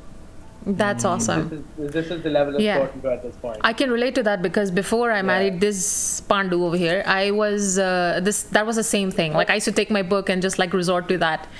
But now at least I can I'm always in the rot his firing ears range. with my garbage. I'm just always in the firing range. She's just like. Guys, are the comments working? Yeah, they are working, but Yeah, they are. because On the screen on the side. Yeah, because there was a shift between the scenes. It All kind of right, so it will refreshed, refresh. yeah. Okay. So yeah, and even Bundle is saying I made a BRB screen for you, but Yeah. exactly. But he prefers not to put that screen and do everything manually while it is live. I'm very old school, man. I'm very old school. But yeah, sorry guys, it's just been a slow day for Yeah. me. Like this, it's up and down. Yeah. and- So Manav, I heard that conversation with you and this idiot over here in the morning yesterday that you were training to be an Olympic swimmer, Not Olympic, but I was a national swimmer. national swimmer. National swimmer, Here in yeah. UAE or like back in India or Back in India. back in India. So like how did you get into that? Like tell us like the backstory. that's to it. interesting. That's just a facet that I wanted to ask you about. That This how is did behind the scenes, Manav Yeah. Chawla. Yeah. Okay, so basically, my mom is pretty behind my ass about losing weight yet. Okay. Right now. And I come from a family where most of us are on the heavy side. Okay. Just in the gym. I can Just in the gym. I can relate that to that because I Yeah. myself am a Except- chubby except- girl. Except my brother and my sister, man. I don't know why they get the thin jeans. But whatever. Coming back. So mom was like, listen, I don't understand this. I'm the first son in the family, so they pamper me as like when I'm growing up, so like eat this, eat that, eat this. You know how it is in Indian Yeah. family. Exactly. yeah, Yeah. Eat Yeah. this, eat Yeah. that. Yeah. And as soon as you reach the point where you're like 10, 11, they're like, holy shit, this guy has become fat. Let's let him Yeah, because dude, we don't have that filter that okay, this is enough. I don't need this anymore. You know, Yeah, we don't yeah, have that yeah, filter, yeah. dude. Oh my They God, dude. they My take like a God. mountain on that plate and they just like feeding you when you're a Yeah. kid. You know, Yeah, oh my god, man. dude, I can relate to this. So at the point where I was like 10 or 11, throughout my childhood, I've had a bunch of friends and I've never really spent my childhood indoors. So I used to play cricket for like hours, or football Mm-hmm. Oh, nice. for hours, or basketball for hours. Nice. Whatever. I've learned almost every sport there is on the book. Because the group of friends I used to hang out with was like that. They're like, yeah, let's not do this today, let's do this today. And it came to a point where I was 10 or 11, I was a little more plump, and mom was like, listen, it's time to it's time to basically put you into the grind. Yeah. So I was like, cool. What's the plan? So she put me into tennis, it didn't work out. Put me into skating, it didn't work out. Bunch of things she put me and took me out of. And then she knocked me into the pool, and I knew how to swim. I made a really good friend in the pool, one of the best friends I've ever had in my life. He and I used to race on a daily basis in the pool. And my coach came up to my mom, and then he was like, so he's the Indian national team swimming team coach, right? Okay. And he came up to my mom and he was like, your boys have potential. Can I train them? And that's where it all started. So we started nice. training like 3 hours a day in 2010 to around 8 hours a day in 2014 and 2015. 8 hours. Oh my god. 8 hours in 2014 of only swimming. Wow, It used to be that's a 4. lot, man. Did you get fed Yeah. up of the water? That's just. I really got bored. I really got I can bored by the end of imagine. that. Yeah. Because I was doing nothing. Like I'll tell you my daily schedule that time. It used to be wake up at 4 a.m., go to the pool by 4:30 in the morning, swim till 7:30 in the morning, go to school at 7:45, finish school, get back into it. Oh my Wow, god. such a repetitive thing. That is It- like so it was- monotonous. Oh yeah. Yeah. Yeah. So I was like, I'm done with this. I cannot do competitive swimming anymore. I'm going to shift. Okay. That's when I shifted from competitive swimming after the nationals. This was around the time I was peak nationals, and I dropped. I was like, screw this, I can't do it anymore. I need to play. Mm-hmm. So after reaching that point, I shifted from swimming to triathlon, where I was like, at least there are 3 sports. At Yeah. least I'm swimming, cycling, and running. Hmm. And it got to a point where I was swimming long distance, cycling long distance, and running long distance. And running was like my weakest. Hmm. So I tore my ligament like 5 times because of running. Wow. long Oh distance. my god. Which is why I put on back the weight. Back. Dude, these kind of injuries, ligaments, and like for example, for me, my Achilles got torn as well. God. So for me, God. it was so painful. I was sitting for like a 2-month bed rest, and before that, I was training to powerlift. So for me, I was devastated. Like it's such a bad kind of, it puts you in that kind of zone where you can't get back into the active lifestyle. So imagine from like that active like schedule, and then just like being on your ass, like it's just so Yeah, You know? I can relate. I can really relate because Yeah, and Achilles is bad. Yeah. It's very bad. Yeah. 2016, where I was doing 2015, where I was doing peak national swimming. Mm-hmm. Like swimming is the one sport where you can't injure yourself at all. So that was good. But then as soon as I shifted into triathlons, and I was running like 21 kilometers and 40 kilometers and stuff like that, and this one 21 kilometer race, I tore my ankle at the 19th kilometer, but I was so like fucked in the head to finish it. Don't tell me you continued. I finished it, but Why, then I finished dude? it. You know that caused It more was- damage. Yeah, my Yeah, god. I know. That was where the whole ligament tear cycle started, and they're all my ankles, like 3 on my right ankle and 2 on my left ankle. Are you? So Are I you? finished- Okay. Yeah, sorry. Continue. No problem. So I finished getting the plaster done, and around 2 months, waited until it recovered. As soon as it recovered, I got back right into the schedule. No rehab, nothing. I got back right into running marathons, right into cycling, like crazy, basically. And it happened again. Yeah, Again, because not and enough again. physiotherapy, Yes. I guess. Yeah. I didn't do physiotherapy at all. I was like, yeah, screw this shit. What the? Yeah, he just said, Yeah, I was a fuck very that shit. stupid kid. I was a very stupid kid.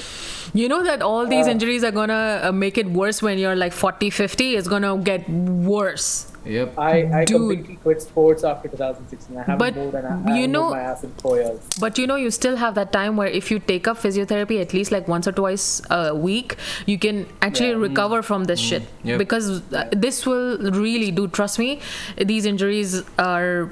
It will fuck you up. Yeah. Yeah, they're so like a just major yeah, type try to of take care of injuries, yourself. yeah. What the fuck? He did just running the race. Yeah, we just missed out on some comments as well. Yeah. Mehdi is saying, Mehdi was saying that the stream is good and it's fun.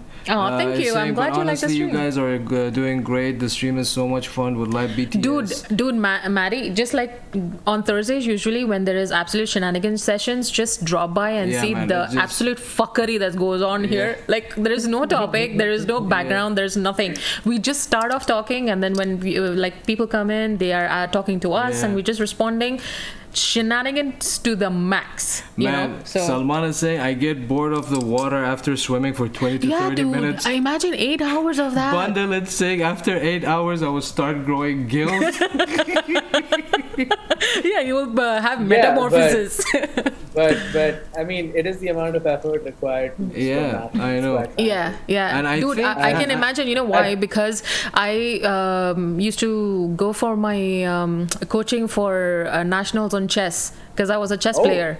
So I competed on a state level in India. So he's so, look at his face. I'm a what? I'm a proud Chess husband. is very Yeah, impressive. chess is So you know the fucking coincidence? When I married this idiot, I sat with him and I taught him how to play chess, and now I lose against him. Dude, he's there's better a- than me. Like, you know the. There's, this again I can relate to because I have a younger brother who's like 8 years younger to me. Yeah. I used to whoop his ass in chess on a daily basis. I used to see, I used to be so happy. 1 year I come to Dubai and go back home. This guy knows how to play chess blindfolded. Wow. Blindfolded. Oh my he can god. he can literally turn behind, and all I've got to do is tell him where I've moved my pawn. Yeah. I move my pawn. Let's say I say queen e5. Yeah, yeah. He makes a move accordingly and memorizes the entire board in his head. He is Oh smart my as fuck, god, Yeah, that man. is so What the badass. fuck? I've actually Yeah. seen chess players who do that, and like, you know, kids and stuff who train themselves like that, like mental chessboard. That's insane. This bugger is 13. Oh my, is he Bugger competing? is, yeah, he's competing state right now. Nice, nice, In the nice. States. That's awesome. Like state, That No, is no, so no, awesome. no. State, like state level. Yeah, Like- state level. I Yeah, was like for just example, about, yeah. Maharashtra, Gujarat, Rajasthan, like Yeah. that. So Yeah. So yeah, man, that's great. I Very mean, like it's and That is awesome. And I think your buddy here, Axter, is saying he did win like 1 billion medals for swimming though, and bundle it's like Manav Phillips. Manav Phelps. Manav Phelps. And Mehdi's saying, of course, fellas, I'll be there. And I was- Oh, we would love to yeah, have tell you. me, Manav. Yeah, tell. I was actually on the Michael Phelps website in 2015. At one For point. what? Because For of the. swimming. For Oh. swimming. Because I was under the Michael Phelps Foundation program for swimming and training. So, like, they basically put my picture up when I won Sri Lanka. Like, I got like 6 gold against Sri Lanka at that point. They put my picture up Wow. on the Michael Phelps website, and that was fun. Wow. See, a man of hidden talents. But do you want to get back into swimming, or you just fucking hate it now? I do. But dude, please take care of your ligaments first before Yeah, getting into my legs are anything. fine. Yeah. My you- legs have recovered completely. At this Are you point. sure, or it's just like in your brain you have recovered? No. I'm very sure. But Because, medically?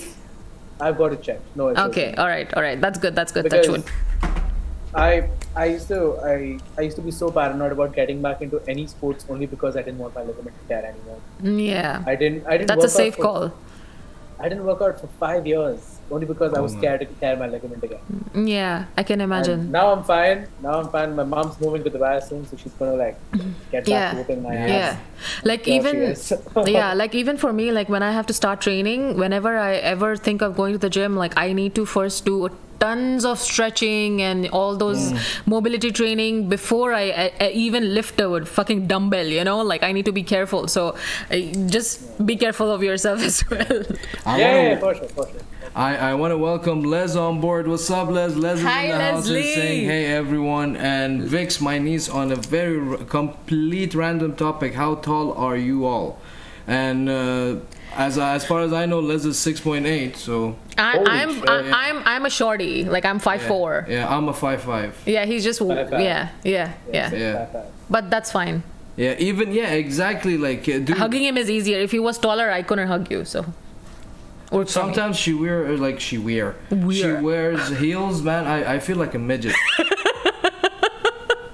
Well, dude, I cannot help it. I love heels. You know. I know. So I love boots and shit. So I am gonna Manav, wear it. Tell me. You know there are heels for guys also, right? I don't want to talk about He's that. gonna he's gonna look like those guys who wear Doc Martens, you know, those fucking platform boots. I don't know what you guys are on. I'm cool with my sneakers and you know. I can completely imagine him with heel boots and like glammed up bro. like glam metal vocalist. Dude, I think I started losing my hair when I was in high school, so I was like, But I'm glad. I was bald since. You know? Yeah. I had an afro back in the day. Yeah, dude, his hair was insane. Yeah. Yeah. I wish I had the afro. Is it just me or is it the water over here? Because I have not lost a little hair in my entire life, and now I'm just like, what the fuck? Where Dude, is this it is because the water here is like salt water. They like treat the fucking thing, so it's not like India. yeah, Dude, India I had fucking hair that reached my ass like till here. Then I need to like keep cutting. It's just weird. It's very yeah, the hard to water maintain in is this weird fucking here, country. man. Yeah, I mean, it's just. but dude, I'm glad that you lost your hair hey, what the fuck? because you're hotter bald. Hey, okay. So Manav, coming back to White Morgue, so you guys had a bit of a rough couple of years before getting to where you guys are now. So what is the whole thing? You guys are gonna be releasing an album this year, or is it just gonna be like singles? Well, what is the whole program that you have for the audience that they're following you guys? The plan for now is to finish up with the singles we have, because we have around 3 singles ready. Okay. Finish up 6 singles is the plan.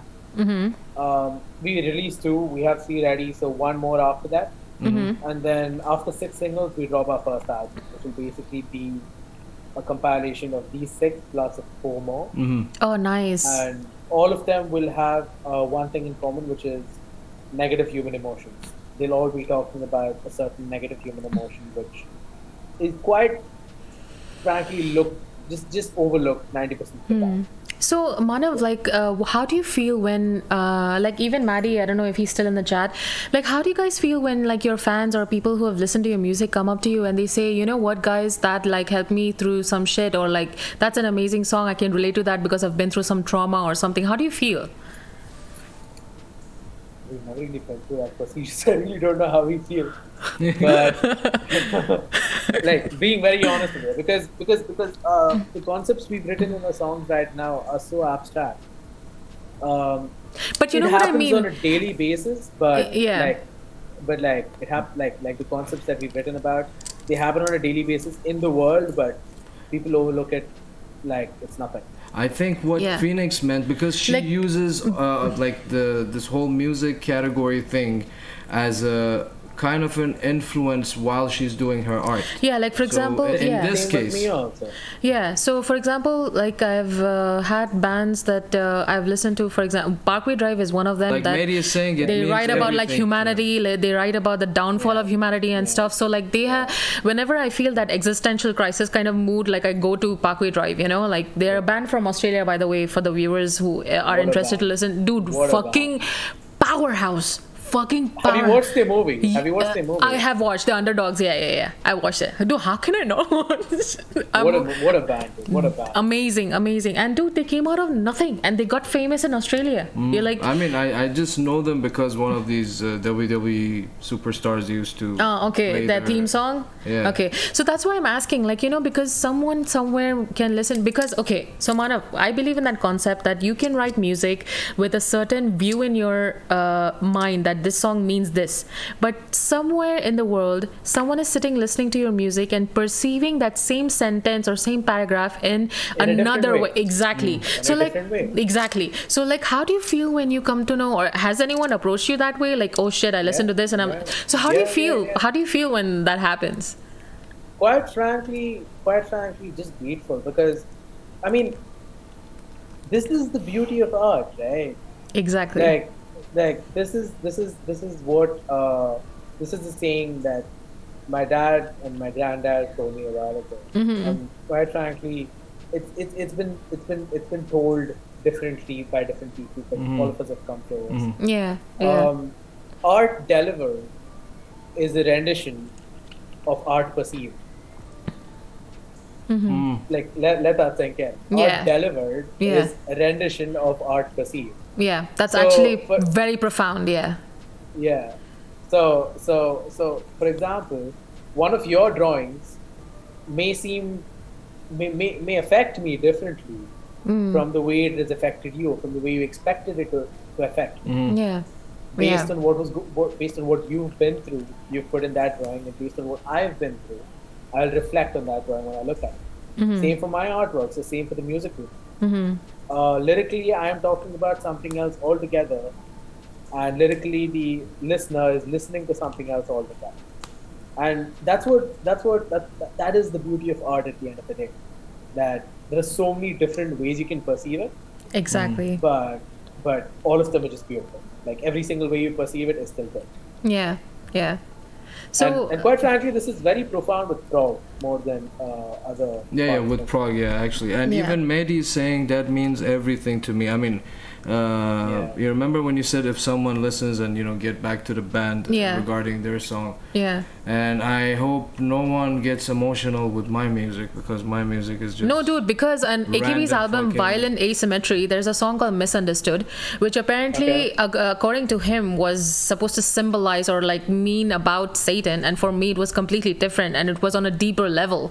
So, like, that's why this perception of music and the way it's written for. Well, as he said, it's like, once even our like my good friend Gas He's into digital arts and painting and stuff like this. He always says this, that whenever you put your art in the world, that thing is not yours anymore. Yeah, it's for it's for the communities, and it's for the public to take it, and they can relate to it in any way that they want. Like dude, I had done one piece where there are two hands. One hand has the serpent coiled around it, and the other one is a completely like a cracked and broken hand. When I released that drawing on my IG, there were 3 people who came up and asked me, "Are you okay?" Like, because of the way they were perceiving it, what was in their mind, they were like, is Nazneen okay? Like, is she doing good? Like that's what interests me, like how people can actually see and like feel through all these things. That's just amazing. Yeah. I mean, but back to you, Manav, regarding the music journey that you had since childhood and everything. So if you can compile 3 favorite bands that they had the most influence on you, not only for White Morgue, in general as a musician. Okay, and then I have a follow-up question to that one. Yep. I mean, you know what? Take your time, think about it. In the meantime, I really want to thank the viewers that they actually tuned in and they're sticking around with us. Thank you guys very much for sticking around with us and watching this session with us, and it means the world. And I'm not on my 100% goof level because I'm trying to keep it a little sane because Manav's here, so I need to be a little grown up. If you guys have any questions for Manav, please drop it in the comment section. I'm sure Manav would be more than happy to answer it. And back to you, Manav, did you have enough time to think about it, or you want me to buy more time for you? You know what? He might be going through his library. You know what? Let me check. Look, I am. I literally am. It's like, I told you. Dude, just close it. Just close it. Don't refer to anything. Like, like what is the 3 most influential artists? It can be, I mean, regardless the genre. It can be even a painter. Yeah. Okay, cool. Influential artist. I'm making it easier for him. Yeah, actually you did. Dude, that's very less time to reflect on, by the way. But the problem is, like you said, 3 artists, now the range is a lot more wider. Yeah, exactly. So he needs like 2 years to think about this. But quite frankly, for me, number 1 would be Linkin Park. Definitely Linkin Park. Because Linkin Park, it's been 20 years and I'm still not over the fact that they made music back then. Exactly. And the things they wrote about as well, Exactly. It just perfectly harmonizes into one perfect balance. Exactly. True. That is very hard to achieve. True. And their songs are anthems to many people. For sure. Yeah. For sure. Yeah. Linkin Park has affected me musically, it's affected me emotionally. It's one full package, and that's what I like about that. The other 2. I would say Metallica, but not anymore, I guess, because I'm out of the Metallica phase. I'm grateful they got me into this, but grew out of it. Yeah. You know what? I'll think about this one.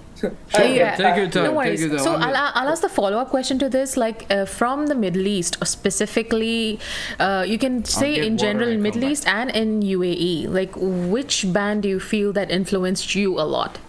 Like in any way, like either as a vocalist or writing style or the music production. Vocalist? Coat of Arms. Belloni, yeah. He is dope. Vocalist, Coat of Arms. Vocalist, Point of View.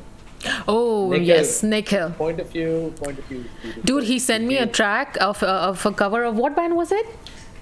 Audio Slave, like Audio Slave, yeah. Dude, his voice is gorgeous. The right level of deep as well, yeah. And for a vocalist, these 2. When it comes to production, when it comes to songwriting, Benevolent. Definitely Benevolent. And Private Government. These 2 bands. Yes.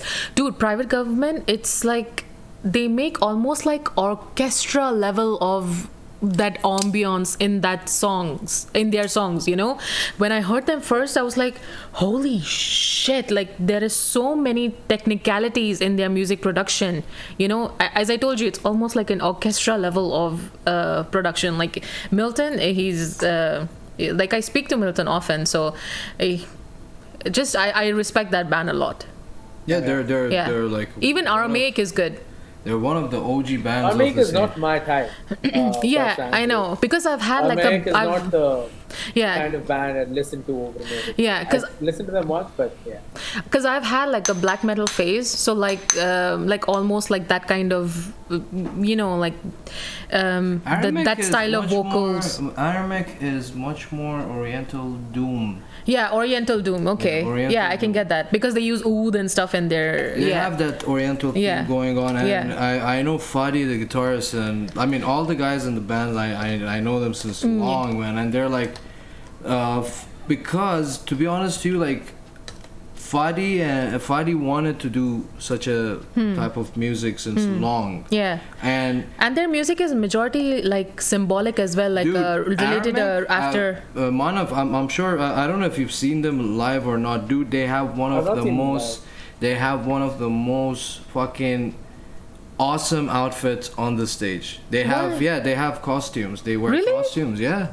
They're fucking crazy, man. I have never seen that. Yeah, they wear some kind of a rope thing, like, you know, those monks. Ooh. But like I've seen the picture. Yeah, but like sleeveless, and sometimes they do face paint and shit. Nice. So they have a theme with the whole title of the band and the songs. Dude, I was talking to Fadi once, and he was telling me about the meaning of the song "The Fallen." Oh my god, it's like they don't just like write songs, dude. They do research about like mythical creatures and gods, and then they write that music. Like, you know, it's just gorgeous. Yeah, and they're so underrated.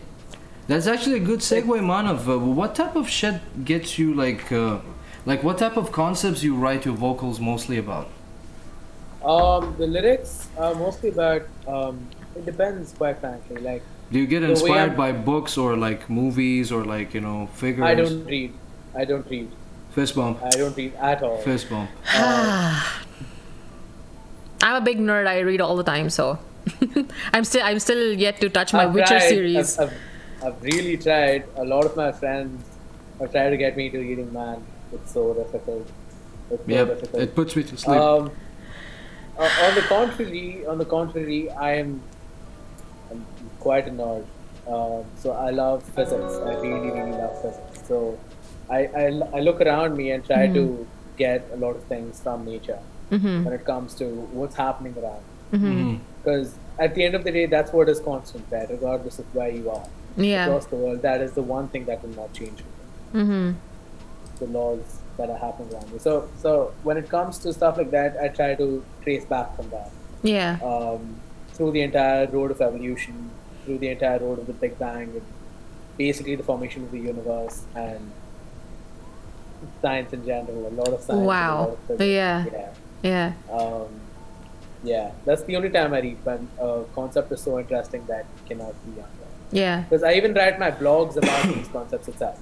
Wait, you write blogs?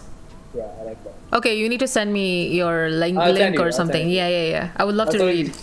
Yeah. The concepts are so bizarre. Quite frankly, Truth Lies, the first song we released, the entire thing, the title of my blog, which I wrote in 2015, was Truth Lies. Oh, nice. So what carry on. I like, because I'm like, you know, I'm kind of interested about what the blog was about. I'll get to that. You can even like promote it here. Like, you can just say what it is. But I don't write blogs that often. I write blogs like my blogs are only my original ideas. None of these ideas have been out there, so they're very abstract. Okay. And it's something I thought of when, I don't know, like one of these blogs were when I was high. The other blogs were just like, oh, holy shit. This also is possible. Well, Maddie's saying Manav is more of an academic. He likes science fiction, physics, and weird shit. Yeah, Ooh. basically. So sci-fi stuff, which I don't understand at all. Dude, I love science fiction. I read a lot of science fiction. I watch a lot of shows, documentaries, and just I recently met a person who we're gonna bring him as a guest as well. I had a whole conversation about him regarding the string theory about parallel universes. Oh Yeah, my so you god. like my blog. Dude, that's why I'm asking, because once you said about all that Big Bang I was like, I'm in. You will. I just want to Apart take a from that- moment. Yeah, go ahead, man. No problem. No, I just want to Apart from welcome that, our new follower, Jade Farson. Thank you very much for the follow. Hi, Jade. Thank you very much, Jade. I don't know if he's viewing it, but thank you for the follow. Thank you very. So yeah, back to your blog, bro. Yeah, apart from that, my blog, I've written one blog a year, literally 2016, 2017, 2018. Mhm. And I'm But working on regarding one right now. the whole concept of the lyrics and how you write your lyrics. Yeah, so apart from looking at the whole thing, one thing my mom taught me like since I was pretty young, has been to observe people more than actually act along with people. Mm-hmm. So it's just in me to just sit around and observe things around me all the time. Whether that's technicality in music and this is happening here and this is happening here, or just human behavior in general, or what's happening in nature in general. Mm-hmm. Yeah. So observing has been one of my key things since day one. Mm-hmm. And most of my stuff mainly comes mainly from like what I've observed before and Okay. what I want to work on, which it's basically been put out in that way. Okay. So it's not like based on an album concept that you sit down and to get into that character and that mindset to write about it. It's much more of like the self-conflicts and all these personal things. I think it's just reflections on what is existing already and what he's seen, what he's experienced. I think that's what he's talking about. Like it's just reflections But on all that. it's really just not me who's experienced all of it. I think all of us have experienced it at some point. Mm-hmm. Yeah. And you sit down, you read the lyrics sometimes. Mm-hmm. You will feel it. You will have gone through it. Like my concept, like for example, for the next song that we're releasing with right now, the concept is so simple. It's just so simple. Where you as a human are underneath something as vast as the universe with so much unknown knowledge, and you're underneath that, but you're also above something so huge, which is the ocean, with so much unknown knowledge. Exactly. But yet you act like you know everything. That's true. That's true. You do. You do act like you know everything. I think it's the naivety of humanity in Exactly. general. Yeah. Exactly. In general. Exactly. Yeah. Exactly. Yeah. So the artwork which you just saw, the song is called Skylar. Dude, when we meet next, I need to sit down and like have a sci-fi conversation with you. Okay? Definitely. I'm done. Yeah. I'm done. Yeah.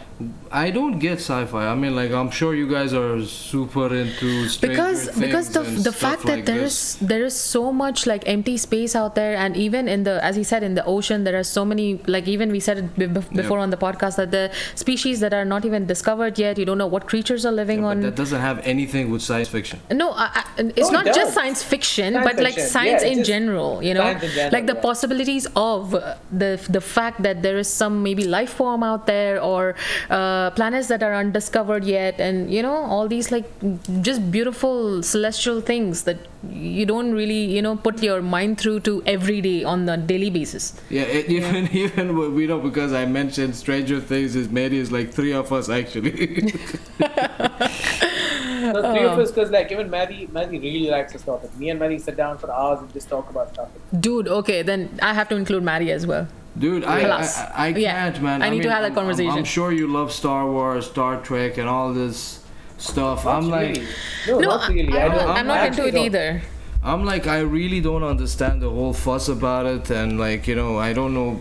I just don't get the whole. No, concept. those are like Those fictional are- universes. Fictional universe that They don't fall under sci-fi. they do fall under sci-fi, They do but fall under. yeah, They fall under this generic term of sci-fi, which exactly. Star Wars, Star Trek comes under. But when I'm looking at movies, or when I'm looking at something like that, I'm looking at movies such as Interstellar or Gravity. Yeah, or exactly. I The was just bringing Martian, up. Yeah, I was where gonna bring up Gravity. It's a lot more related to Yeah. actual science. And than realistic. Star Wars Exactly. itself. Yeah. Exactly. Like, bro, you look at Interstellar, like, the day I saw Interstellar, That's I was one movie contemplating- that I don't understand Dude, at all. even Inception, like all these movies that are mind fuck, but it Yeah. can be a possibility that it Yeah, can yeah. happen. Yeah. Dude, it's insane. Inception, okay. Every one of us, some sort of had this whole thing that I've been here before, or like something into Like a deja vu. Yeah, like that whole deja vu thing. It can, it might fall under the whole Inception thing. But Yeah. Interstellar, who the fuck went between fucking time? Who did it? Why are being an uncle? Just like Why? I'm you not an have uncle. this shit have like people do put their thoughts to this, you know. It's just sorry. I mean, with all See, due respect quite for everyone. frankly, quite frankly, the stuff in Interstellar, the entire stuff that's been explained in Yeah. Interstellar is 100% accurate based on physics. Exactly. Theoretical Even physics, Yeah. theoretical physics that has been mathematically proven by Albert Einstein and 1,000 other physicists Exactly. is 1,000% accurate. even So there's a the lot of research. yeah, like even the time relation on Earth and other planets, they've got it down to the dot. You know, like So very solid. and yeah. It's too precise. Yeah. Yeah, so but I even- enjoy. even- Yeah. sound. It's a very good movie. Yeah, dude, mindfuck movies, I enjoy that shit. Like, if I don't watch shit that, two people are dancing around the tree and just like fucking singing along. I don't watch that again, shit. it's different. Also- I mean, Yeah. it's acquired taste for everyone. So yeah. Yeah. Also about time travel, I'll just give you a very simple example. I mean, it's not exactly a simple example, but okay.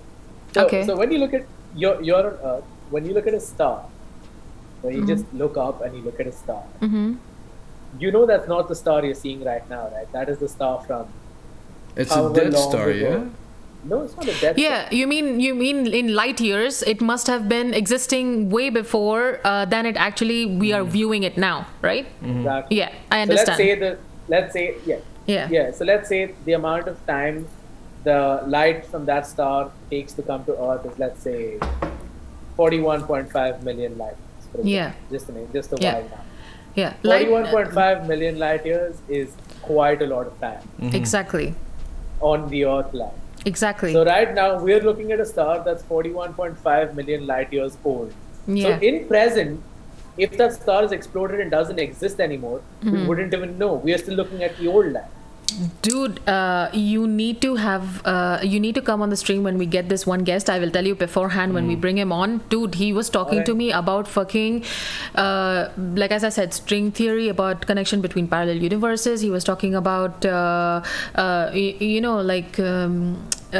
just life on other planets, and like that guy's mind is Like insane. he Like was you saying, need to come for whatever that we're having session. around us in this reality, there is a Yeah, parallel. he is a very copy learned of it. person. Yeah. So it was Theoretically, just yes, there is. Yeah, Theoretically, it has been proven that, and mathematically proven that there is. exactly. But there is no physical proof. Yeah, for like he was explaining about the positive and negative, the electrons, and like if one moves, the other should be moving and stuff like that. But nothing has been quantified as the string, like what connects these two parallel universes together. There are, when we're talking about string theory, there are so many different approaches to it, especially black holes being one of the major ones. Exactly. Because when we're talking black holes, the opposite end of a black hole is something humanity hasn't researched yet. Exactly. So And that based on this theory, a white hole might exist, or a different universe might exist, where everything is happening in a parallel dimension along that with what is happening. that is insane. Yeah, Dude, and there is one show called The Fringe. I don't know if you watched it. It's insane. They discuss all these like scientific experiments and stuff, and it's a very good show. I Try to just- see if I- you can download it. It's really good. It teaches you a lot as well. Okay. So I just yeah. want to go back to what Mehdi said. Is the one quote I really like is that reality is sometimes weirder than fiction. yeah, actually that's kind of true. You know, Yeah. even the concept of time itself is And weird. he's saying you're looking at when you were talking about the stars, like you're looking 41.5 million in the past. Yeah, exactly. Because Yeah, it existed exactly. at one point of time. You just True. look up and you're like, that's not a star that you're Yeah. looking Yeah. at in the present. That's a star from that many years ago. Yeah, And bro, I'm let so that sink in. yeah, Let that sink yeah. in. I'm so glad that Maddie is enjoying the conversation because like quantum entanglement Yeah. and stuff too. I think Give you not. this- Maddie and me have spoken for hours about this stuff. Hours, like literally Fuck. hours. I have had no one to have such conversations with because like yeah, your husband is not into this shit, so he's boring. no, baby. I did not mean Yeah, that. yeah. No, dude, I sit hours talking to you about everything. Yeah. Don't say that. Yeah.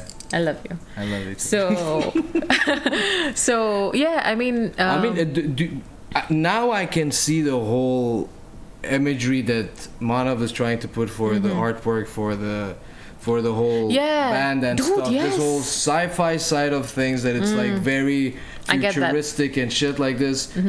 Which is again, this can be your third option as in like influence sci-fi content, you know, like science Dude, and all these things. Dude, can if be you your- write about a universe like a fictional one where probably if you write a book or series, I'll be the first one to get your shit. Just trust me. You read my blogs. Okay. There have been a bunch of people who have told me I should write a book about it, but I really can't. See, without even listen here. Without even reading your blog, I told you that you need to like. If you wrote, I would be the first one to read it. Like, if Thank you please so much. That means a lot. consider That means a lot. writing. Like, consider By writing. the way, because like, I want to give a shout out to my wife and my co-host over here, dude. I've never seen such a dedicated fanboy in my whole fucking life, man. Like, it's not regarding my band or your band. She is so dedicated to every artist from from this region, and she really supports it. And you know, if we had 10 of her, you know, in our network, we would have been set, you know, to help us, you know, as like, you know, motivate us and, you know, give us that extra encouragement. You understand where I'm going with this, yeah? So when she's talking about this stuff, she really digs this type of topics and engagement with the artists and finding out what exactly was the drive behind what they've been doing. yeah, I mean, first of There all, are not a lot of people who care, quite frankly. Exactly. That dude, I'm telling her every freaking day. Every freaking day. There are not a lot of people who care, and quite frankly, being a part of the same scene as you, it's really nice to see. oh, thank you guys. Thank man. you so much. Thank you. I mean, see, for me, I used to do it before for like other countries and other bands and other artists that influenced me in some way. And then I got introduced to this region, and that was like eye-opening experience for me because there's literally gold here and it's untapped, you know. And that's what like I feel disheartened about that. You know, that's why like I try to reach out to people and to like, you know, if they need to come talk to us or something like this now, because this can go out to people, you know, you don't know who's watching. Sometimes people just pass by, you know, pass by. We actually found a lot of people that they just pass by and they so like the you content, never and even on YouTube, like you don't know who's gonna watch Manav in like in future years and be like, oh shit, like this guy is dope. But you know? Manav, or you like have other plans. guests. But Manav, Yeah. you have plans to bring back the whole blog and stuff and start writing again, or that's on a standby? It's still on. I think he just writes It's less. still on, but I write very less because see, thing is, I write only original ideas. I don't write something that's already been written Ooh. by anybody else for that matter. So as soon as something interesting comes in my mind and I start working on it, I try getting it to a certain point. But they're all just theories, yeah. There are no mathematical. There's no mathematical proof to it. Quite like the fun fact about one of the blogs I wrote in 2017 was about the information paradox, which was proposed by Stephen Hawking a very long time ago. Okay. And that problem was solved in 2020 by scientists. Ooh, interesting. Which I is would very- love to read about this. Yeah, Okay, check it out. Manav, Check it out. the thing Sure. is like one thing really interests me to know about. It will fall, I think, under the sci-fi thingy. Black holes. I really Dude. would love to know more about black Dude, holes. it is like, I such don't an know what it interesting is. concept. It's- Like it's even such the a huge matter, topic. the matter Yeah. that it is made of, or the origins, the what drives it, the energy source, everything. It's so complex. and so It unknown. is such a huge topic. No, Yeah. mathematically and theoretically, we know everything about black holes. Yeah, but that dude, there is to know. yeah, but the evidence of it existing, like, for example, like a close proximity experience is not like recorded, so it's still like unknown out there. Did they sent any device inside it? No, I don't think that's So- happened yet. Just let the guy explain. No. Yeah, he's he has more. a lot He's, of knowledge about this. He has a lot of knowledge about this. Thanks. Black holes was a concept that came up in 1920 by like it's been going on for a while now. Again, mathematically and theoretically, but it wasn't until last year. Well, actually, this year I don't remember exactly, that we actually saw a black hole. Humanity saw a black hole for the first time ever in over 100 years. Are you kidding me? So now. those spiral-looking thing, they're not existing? Those are all graphics. dude, That shows how I am interested in sci-fi. Those are all graphics. Okay, I'm gonna share my but this screen is again. not. This is not sci-fi though. This is proper science. Okay. Yeah. It's not okay, science fiction. It's proper science though. Like imagine. And Bandalat is saying, Mary is saying black holes are just, well, I can't read that. What is it? Celestial assholes. What the Celestial is fuck? like basically bodies in space, Okay. or like space related stuff. Like And Bandalat is to- saying they to say it just in found general out terms. about light and other entities within a black hole recently. What type of Ooh. entities, brother? Interesting. Yeah, guys, can you see That my is screen? awesome. Yep. Can you see Wait, this? Can you see what? This blob? Why? This is the first black hole ever. Oh yeah, I remember this. Dude, see, that's what trips me out. Why is there a ring around it? Why is there like light source? Like, Harry No, Potter. okay. So let me what did you say? Did you say explain Harry Potter? Sorry, Lord of the Rings. You mixed up two universes. Fucking Harry Potter. this. This is going to be a long conversation. This time. Because Dude, now go you for have it, me in man. my field. Now you have me in my field. Dude, Anyway. so music was not your field, Yani? Music came way later.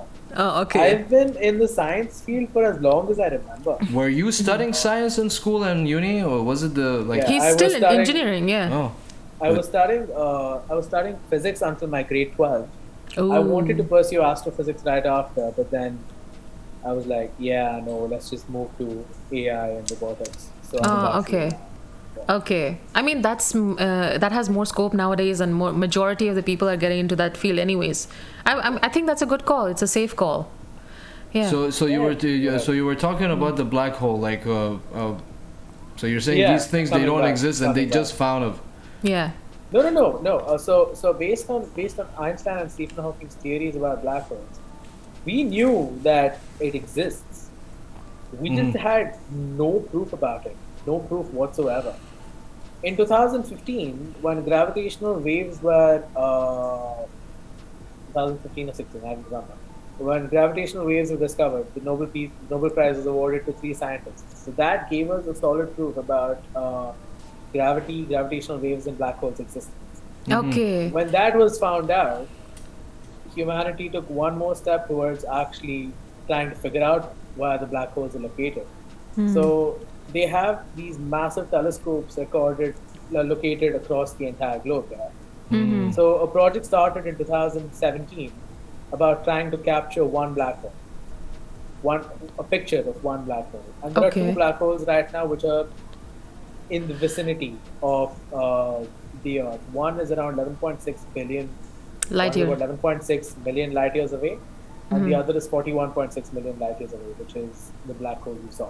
And the black hole that is 41.6 million light years away is at least, I think 50,000 to 60,000 times the size of the sun, maybe bigger. Whoa. So basically, theoretically, to click a picture of that black hole, you need a camera as big as the size of Jupiter. Wow. Yeah. Damn. Hear This me is out, hear me blowing out. my mind. There's the full documentary about this. That's Wow. how I know most of it. There's a research paper about Is it on Netflix? It is on Netflix. Okay, you need to send me that and your blog I will link as send well. it to you. Yeah. I will send it. Just all these things, just forward. Yeah. So to click a picture of the black hole that is 41.6 million light years away, you need to have a camera lens that's as big as the size of Jupiter to get a proper solid HD picture. So what these freaking astrophysicists and scientists did on Earth was that on like every corner, or suppose do I have something? Okay. Suppose this is Earth, yeah. They had one telescope on every single corner possible. Okay. Like 1, 2, 3, 4, 5, 6. I think there were 12. Like a 360 view. A 360. There are 12 different telescopes. Yeah. And they just chose one specific day, considering the weather conditions of all these 12 places at the same time, and the starry, like the night sky being clear or not clear and all of that. And then they all pointed it to a certain direction so that it comes like that. So even if this is like 41.6 million light years away, you have 12 cameras just capturing parts of it now. So you basically have a camera that's as big as the planet right now. So they all act as one big camera right now. And then they piece that image together. Piece that image together using artificial intelligence. Which is the field. Dude, that's rad. That is so cool. So the amount of data they had only from just taking the pictures was more than 500 TB. 500 terabytes. So they required a supercomputer to process it for around 3 days. 3 full days of processing to give you a bunch of pictures, and then you have to process it again to find out that picture within the sun. Wow. See, now we know why I want to have a conversation with this guy, about science. Yeah, this is so interesting. But I mean, again, no offense. It's just that something I didn't, it didn't grow on me. And to be honest, okay, bro. I know this is like an acquired taste. See, like I was telling her. Listen, curiosity is good. No. Do you remember I told you even with our next guest that he's into this type of shit as well. I told him, dude. I don't literally care what's in the universe because it doesn't it doesn't do anything for me. Yeah, I mean, I think it's just like a personal thing that I believe it does. I really don't care. Yeah, but okay, so regarding that thought, I feel that there are souls just like sometimes you just wonder more than what is physically or like written in front of you. Like sometimes you wonder way beyond than like what if this was a possibility, what if that was a possibility, like the existence of life force or another fertile planet, like for example like Earth that we can go exist on, which has oxygen or which has a means of survival. Like all these kind of thoughts it's just curiosity, and then these scientists, they go and make it a reality. That's just a thing. I understand, but it was quite frankly, once you dive into this topic, right, you just realize how small you are in comparison to Yes. You just realize. And dude, all the problems in your life just feel irrelevant because there's so much. Very irrelevant. Yeah. That's the beauty of knowledge, Man, I kid you not. I have a telescope back home. A lot of times, so I stay right below a hill back home. Okay. And it's a very starry sky 90% of the time. A lot of times, me and my brother used to just go set up. Like, there are times where you could just view Saturn and Jupiter. I don't mind joining for that type of shit, but as in like diving into it, like but again, like I sometimes think it depends, there are phenomenons like the red moon and like all these kind of things where red moon, I remember eclipses that. And stuff. They're beautiful to watch. I Am Bullet mentioned a comment is like, I saw someone posted you could see Saturn from Jabal Jais or something. I don't know what was all that. Yeah, that was about. A while ago. Okay. So that's a legit news. That is legit. You can see Saturn with the naked eye even right now. Really? Yeah, but it'll be a ball of light. Dot in the sky. Yeah, it's just because it reflects the light of the sun, so it's just gonna be like. Sam is in the house. What's up, Sam? Thank you very much for dropping by. Hi, and Sam. She's saying, I just think all these ideas out there, and I still have to wake up at 6 and go to work. What exactly. A joke. That's what I mean. It doesn't come in handy unless you are a scientist. No, it's not necessary because just by having knowledge about a field that you're not necessarily using doesn't mean that it's going to be useless to you, It's just interesting to know. It's just you're making yourself aware, And quite frankly, no amount of knowledge is too much knowledge. That's a very good Believe line. me, you will reach to a point is like I don't want to know shit at all. No, I don't think that's a I am phase. in For, that, for some people, it doesn't. You know what? Yeah, I will understand him better. Are you that type of a guy who miss school or you don't miss school? Like, you mean skipping classes? No, going to school. Do you want to go back to school? Bro, 90% of my school life I used to bunk. I don't mind going back to school. It's fun. Not to fuck around and shit. Do you like to go okay. back to school and study? Yeah, I like studying. It's fun. Fuck Very that. nice. I don't want to. I want to go for my friends. Like, I don't care, because I had shitty teachers and they didn't teach me shit. I used to teach myself. You know, I was that kid. Fucking. I had a couple of really good teachers. Yeah. And I think that's where it all starts, when your teacher is so good that it makes you fall in love with the subject.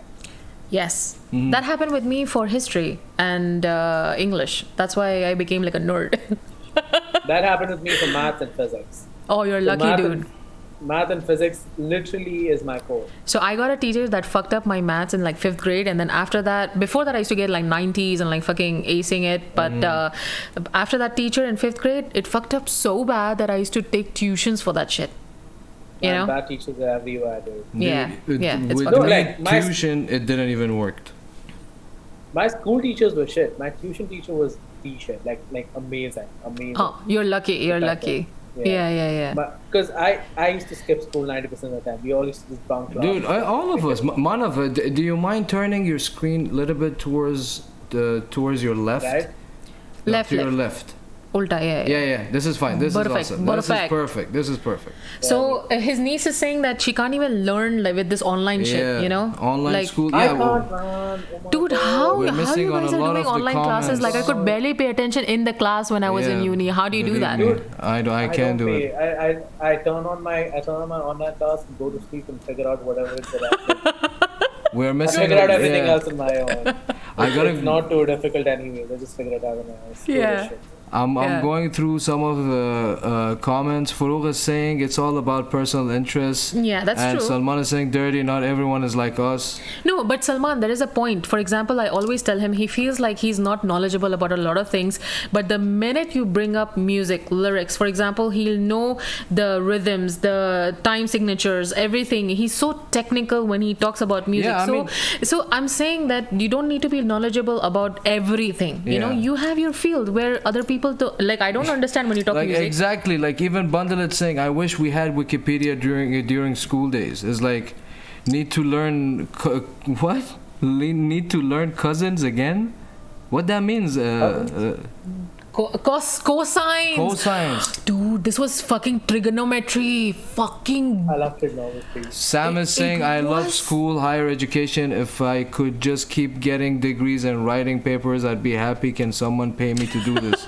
I probably think, Sam, there is probably a place where you can. Like, for example, my niece, Vix Crypto, she's with us in the comment section. She's really enjoys math. I wish- That was one thing that I hated the most. I wish like I was in a place where she could teach me because I I enjoy don't know math, shit. man. Dude, I love I enjoy math okay, so so much. I love geometry because I love shapes and stuff. So like that was a very interesting part of it. But algebra and like all these fucking quadratic equations and fuckery and all this trigonometry and all Okay, that, I cannot. I have a concept that will connect everything Okay. from space to music to matter to Ooh. geometry. Okay. It's, Sorry. it's a known idea, but this is basically the idea of my next blog. Okay. Okay. I mean, okay. So, sound defines the shape of matter. Do you guys know what cymatics is? Sematics? Yeah. Okay. I've heard the term, but I don't know the definition of it. I heard something about this concept, but I don't know any, like, no more information. Okay. So,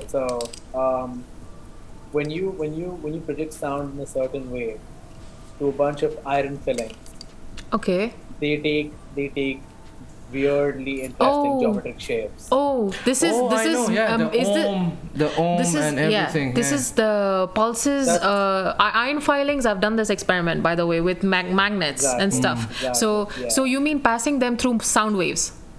You're passing Okay. sound waves through them onto a plate, just a normal Yeah. magnetic plate. Yeah. Starts giving you geometric designs you've never seen before. Yeah, I've seen that. Yeah. Yeah, and like it's just this idea that everything around you exists because of sound, and sound exists because of you. Think about it. Just hear me out. It'll take a little bit. Okay. Do I'm take your intrigued. time. I'm highly Okay, intrigued. Okay. So, what do we know about sound? A bunch of frequencies. They're all just a bunch of frequencies. What if a certain amount of frequency? Because the one thing that's constant between life on Earth and the life outside Earth is frequency. Okay. Except when I say sound, I mean frequencies in terms of everything possible. Light is a frequency, sound is a frequency, radio is a frequency. Depending on how these frequencies go, they define the shape of matter around them. I agree. Interesting. That is I very agree with you interesting. because we use sound in music, so I understand that it has, like even sometimes when when you're next to a speaker, you can feel the sound. Yeah. Yeah. So it's something also you can feel. That's So, very an interesting idea. Like regarding the topic, Write a that blog you're about gonna- this one. Yeah. Anyway, he is like I'm already he will. 90% up. Yeah. Nice. Regarding this, I've seen the Om shape. It's like a Star of David type of geometrical star, and it's beautiful, man. It's like That concept comes under something called sacred geometry. Like if you've ever wondered Yeah. why yeah, the top of mosques and the top of churches are shaped the exactly. way Yeah, they are, yeah. Yeah. and the top of temples are shaped the way they are. Yeah. Yeah. What is So- the speed of light and what is the truth of light Yeah. and all of that. So speaking about shapes and stuff, like I just wanted to ask you because I see that you're a tattoo guy, like you like to get tattoos and stuff. So Yeah. what is your favorite patterns and stuff to get on like as a tattoo? Geometric designs. Oh, okay. So it's like can you hold it up close? Can I see it a little better? This is an incomplete tattoo, but okay, and let me just Oh, it's nice. That it is has that sick. diamond type of thing. Did to you it. design this or like get someone design for you and then the artist did it? No. I designed half of it. Nice. And after I designed it, the artist was like, "I'm going to add 2-3 things." So I was like, "Yeah, go ahead, put your own thing." That's So cool. basically, this is like the 5 phases of the moon. It's not very obvious because it's incomplete. Okay. And but yeah, 5 phases of the moon for 2 reasons. Number one is really like the moon. I think it's one of the most spectacular things that we've ever seen. And 2, it's like this thing I like as a kid. You see the shape of the moon change on a daily basis, but it eventually comes back to being its full self. I think on a metaphorical level, it just kept telling me that regardless of the things that change around you, you still come back to your full self. So just looking at the tattoo reminds me of that all the time. This reminds That's an me. interesting This reminds me. Yeah, because this reminds me of Breaking Benjamin's. Was that album before Ember? Aurora? No. Not Aurora. Aurora is the Aurora is the single. thing. They had one album. Wait, I have to know this now. Wait. So meanwhile, you're finding Because- that, I'll read Bundlehead's comment. He's saying, "Man, I've been teaching for 6 years myself, but not in school though, and in it's in an dark before institute." dawn. It's like a whole cycle thing. So your tattoo reminded me of that. So which is like your ideal tattoo? Like what do you want to get like as your dream tattoo? I don't have it in fact. You don't have anything? No. Okay. So the idea I have for my right arm is to convey important things in my life.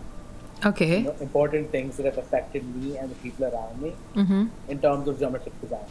I design them on my own. I take it to the artist. I ask him to connect this one to that tattoo because they're all geometric designs. They can just connect with a bunch of lines and a bunch of circles. Exactly. The whole hand is going to be a bunch of lines and a bunch of circles and a bunch of triangles. Wow. So he's gonna be like a walking piece of art himself. Nice, man. That's nice. That's very interesting. You're the first one who have like actually like had that kind of Man, conversation. Bundlehead's comment is saying it amazes me. it amazes me with all these data and facts. Some people still think the Earth is flat, and Yes. and Maddie is saying he's replying to Bundle is like, just hope they don't fall off the edge. And Vix is saying, ever try to run away from your shadow?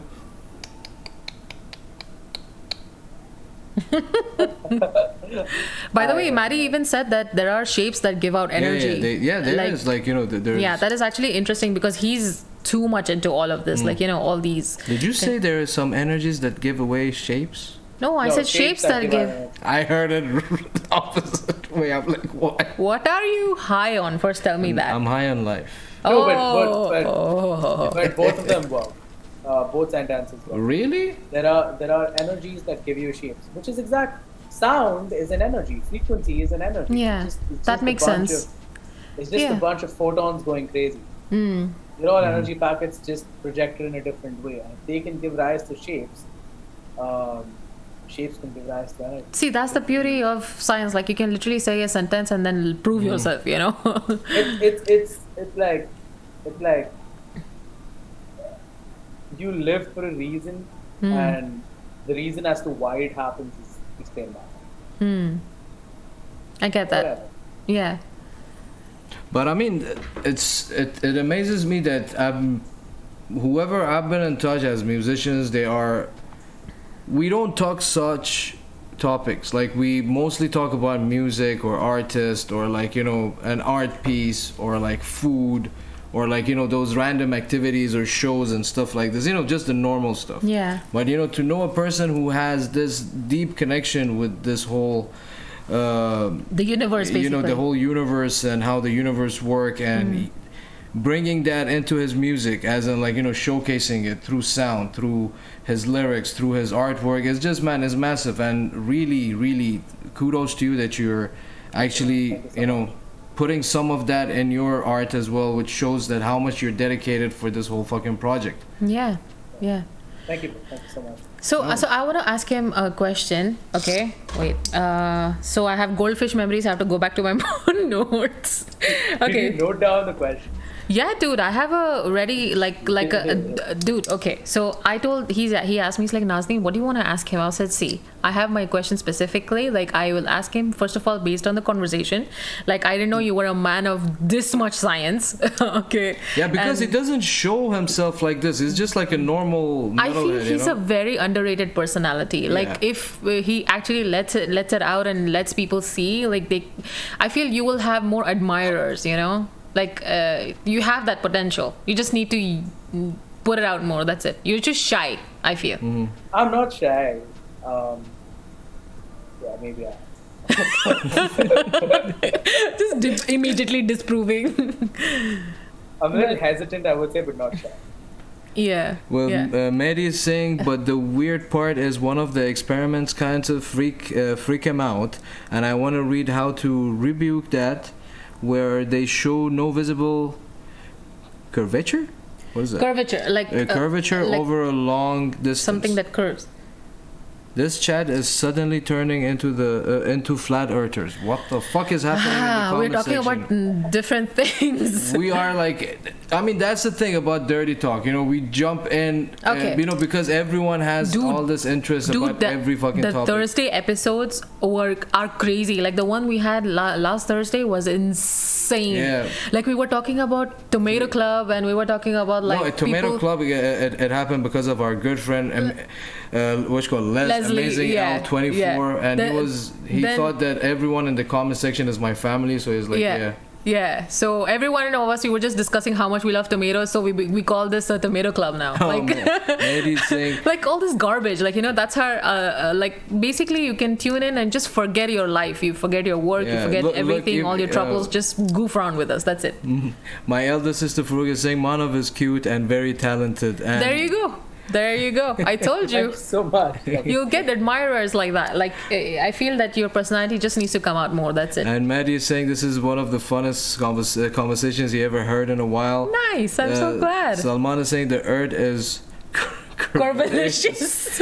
Sam is saying, Farooq, I'm bewildered by this because we have full-on images of round Earth. Where are Oh, the they're images just having of the Earth? a conversation. Why is this? Why is the burden of proof on scientists, not on the crazy.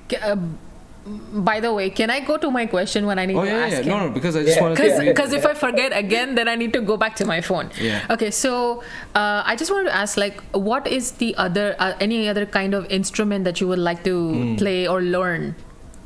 I play the keys. No, I'm saying something that you knew that you would like to get into. Bro, can you fix your mic? I think your volume is a bit low. Even now? Yep, I think. Can you talk? Can you hear me now? I mean, I don't Why know. did it suddenly it went dropped, right? Yeah, it dropped a little yeah. bit. This is weird. Okay, it's better. Weird. It's just make it a little louder. Maybe you can speak a little louder. Hold up. Let me just check something. Maybe same the volume.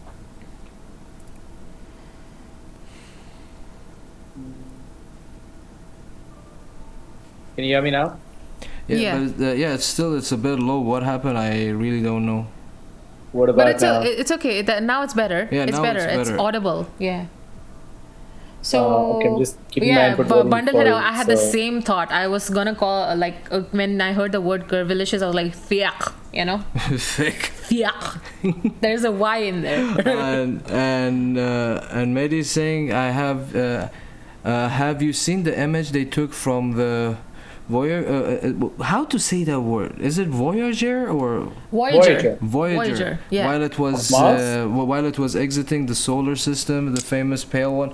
Dude, you guys are on that fucking sci-fi shit. Like, Yep. why you guys In are so fact- into it? I really don't know.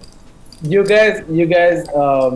I'll be announcing a surprise soon. Ooh. I can't nice. tell you about it right now. Mehdi knows what I'm talking about, but You mean scientifically Yeah. or musically? both. Ooh. Oh, nice. Interesting. both. Nice. So okay, I was talking about the instrument that you would like to learn. Something that you've had on your mind but never got a chance to get down to learning. No. There's so many to choose now. I think that'd be a violin for me. Violin? Oh, nice. That's my ultimate instrument to learn as well. I really like the way the violin sounds. Yeah, it's very expressive. Yeah. Yeah. Just Yeah.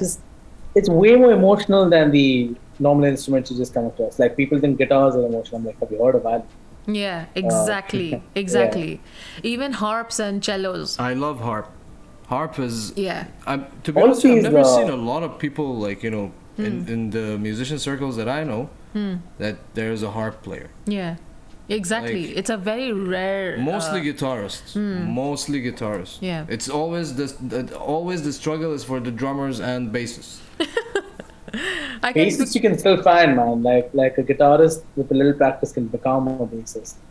But drummers, dude, Yeah. pain. exactly. Yeah, drummer is a pain. By the way, so Jamal is the new added member to Whitemore. He's the newest member. Yeah. So how was it, how was the journey with him? Did you guys gel from the get go and he was into the type of Fun music you fact, guys- the day he entered the band was the day I just put up a Facebook post saying, hey, looking for new drummers. And he replied the day he entered the band. I was like, I am into gent, I want to be part of this band. And I was like, dude, you just came, settle down, understand what you want to do, start growing over here. We'll see in time. He was like, yeah, no problem. Okay. And then a couple months later, our drummer quit and all of that. And our drummer quit because he went back to India and he doesn't know when he's coming back. Oh, okay. So we were like, we've got to look for one. And Jamal was like, hey man, you forgot me. I've You been right here all forgot this me. time. Oh. But I mean, I can't wait to watch you guys live actually because Are you guys Yeah. are you guys gonna be covering any songs or anything for the Yeah, for the set because list? we are huge Gojira fans. Bro. nice. Nice. Yeah. So there's a couple of Gojira in there. Since we're prog metal, there's a couple. I cannot wait. There's a lot of prog. There's a lot of Yeah. prog. I'm gonna beat your. I'm gonna kick your ass and mosh pit. Just gonna beat you up. You've never been in a gig here. They don't mosh like the idea that you have. But you can start a pit yourself. No, you can't. Why It's you an can't? indoor thing. There will be damage to the property. Okay, but leave that whole American side of this whole fucking party, man. None of But, that I fucking mean, exists here. I had high But hopes. I mean, no, but I mean, like the gigs I went pre-COVID, man, we moshed and I had body pain for the next 4-5 days. Where and which venue? In El Barrio, in Illusions, in There you go. no, not Lucky Boys. He But said they El don't Barrio. they don't let it happen for a long time. Maybe like what they give you like a No. Mary John, you're Bro. not been there for a long time. You I've don't not know. been there for a Bro, long time. he's been here all his life. He's been No. here I mean, way more than I have. no. Mana, what I mean is like he's not been there recently, like how you've Excuse been, me? like to He there. is not talking about now. He's talking about 2019. You're talking about 2019? Yeah, 2019, Ah, okay. 2019. I thought like recently. Dude, Sorry, I've my been bad. into No. gigs. My bad. Most of the moshing used to happen in the all ages gigs because there was no one to fucking take care of the whole thing. In music room, there was incidents that people got really fucking carried away. Oh shit. Yeah. El Barrio, as far as I know, I remember there were mosh pits and everything, but not to an extent of what you think. It's a very, like, it's not that what you think. And plus, there's Like- not enough room to go around, you know.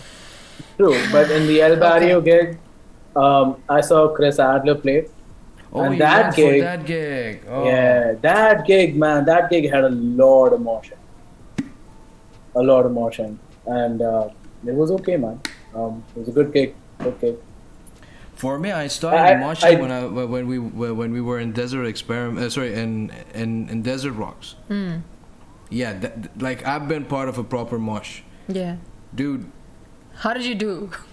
Again, as he said, like fucking Body pain? Yeah, body pain. It feels like fucking 4 hours in gym. Wow. Way more, Straight up. actually. Way more. Yeah, way more. Way more. Holy shit. It's like basically. But wait, what is moshing? Is it just the whole dancing movement thing that you do, or you need No, to it's be just I like think going one of ape the shit. other guy? It's just going wild. Your movements don't Yeah, matter. you just go ape shit, dude. Yeah. You go ape shit, you run into each other, sometimes punch if you don't like a guy. And, That's a good example. That's why we have a bad reputation. Yep. Who was metalhead? Yeah. No, I mean, these hey, are- man, dude, like- sorry like- to cut you off. Like these are a couple of the points that the authority considers. You know, Well- they look into these things as well. They're not like, you know. Yeah, but the problem right now is the people who organize these gigs, they aren't really like. No, I'm not talking about the organizers. I'm talking about the venue people. Mhm. They Yeah, don't yeah. they don't understand the mentality of us metalheads. When we run into each other, we do it with a willing cause. They think there's a fucking fight going on. Exactly. They're like, yeah, This is a we- riot. Yeah. Yeah, exactly. Yeah. Exactly. You know, yesterday at Point of View's gig, I'm literally standing at the railing over there and bring this, literally this, with no one around me. The security comes. He's like, "Are you trying to push the railing off?" I'm like, "What do you think? How do you think a railing's going to come off by doing this?" I'm just like, man, I'm so annoyed. By the way, how I'm was the so- gig? Okay, I mean, if that's the condition, then forget moshing, I No, guess. that was just LSB. That was just LSB. Ah, okay. No, Okay. because Yeah. LSB apparently is one of the posh places that they have one of the best fucking sound systems ever. I agree, dude. They have a really And good the sound thing is, system. like, they don't allow gigs. They can actually fucking help the bands to have a great venue. No, I mean- they have insane light settings, insane sound system. I don't know why they're being dicks about letting bands down. I mean, again, their whole thing is much more on the house band, and they have a reputation, I think, because, dude, the only place that actually took a gamble on this thing and it worked very well, but again, with the help of the organizers and, you know, bunch of sponsors and, you know, word of mouth and everyone working as a community, it was Music Room. In Music Room, we had so many good gigs, and Music Room used to fucking, you know, handle gigs in a very proper manners. Like, dude, once we had 350 people sold out. Dude, there so- was no more fucking space. For Imagine anyone. my fucking dismay. You know, Music Room where it is.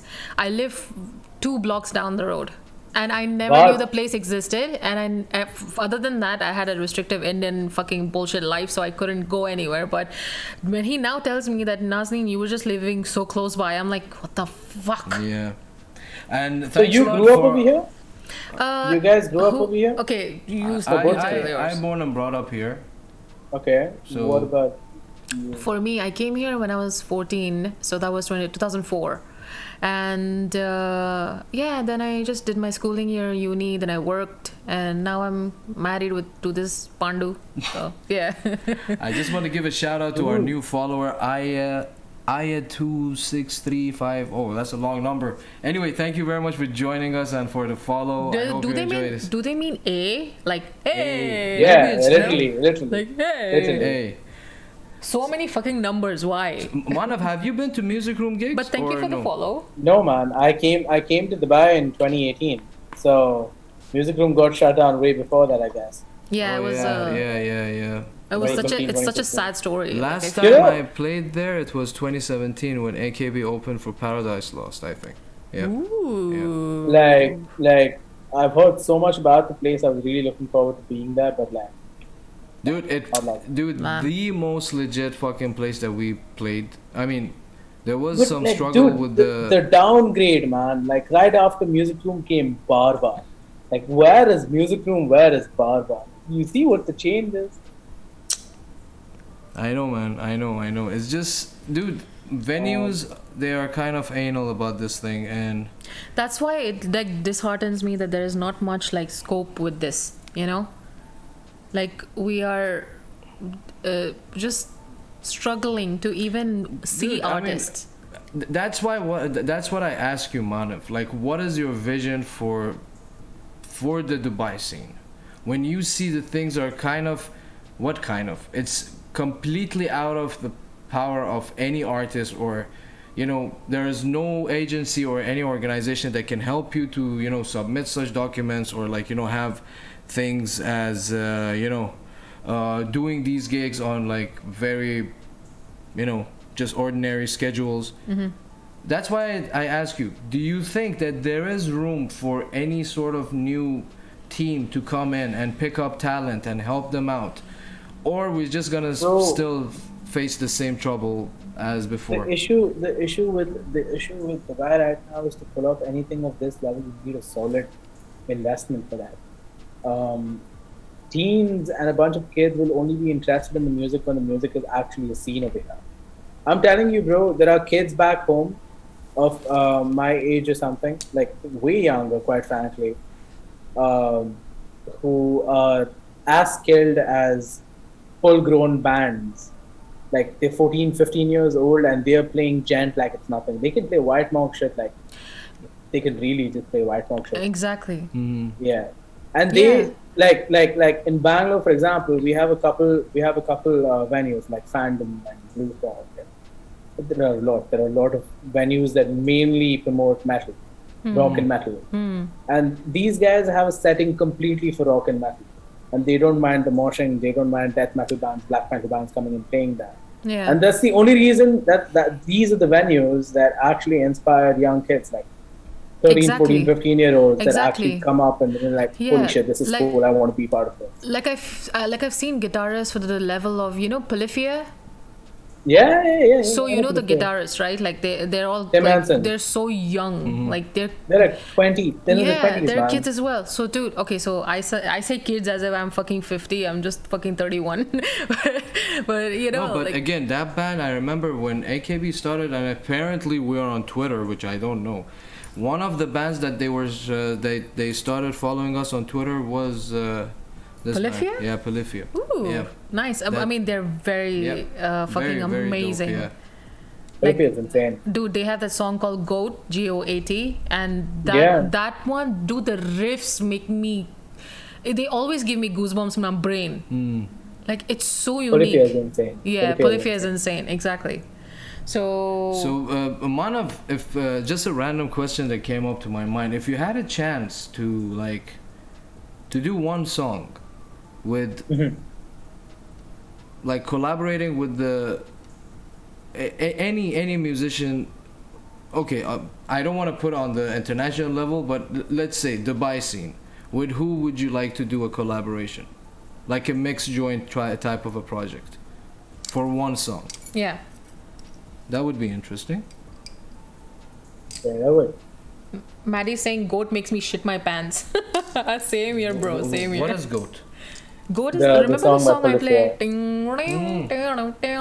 Of course, I'm butchering the fucking riff, but yeah. I'm sure they don't mean goat as the animal. They mean Is greatest it- of is all. it the No, full it's Middle greatest Eastern of all scene? time. What? Are we talking about the full Middle Eastern scene, or is it just UAE, like Dubai? Any man, any this region, yes, the whole GCC region. I think that'd be Lunacist for me. Oh, Prasad.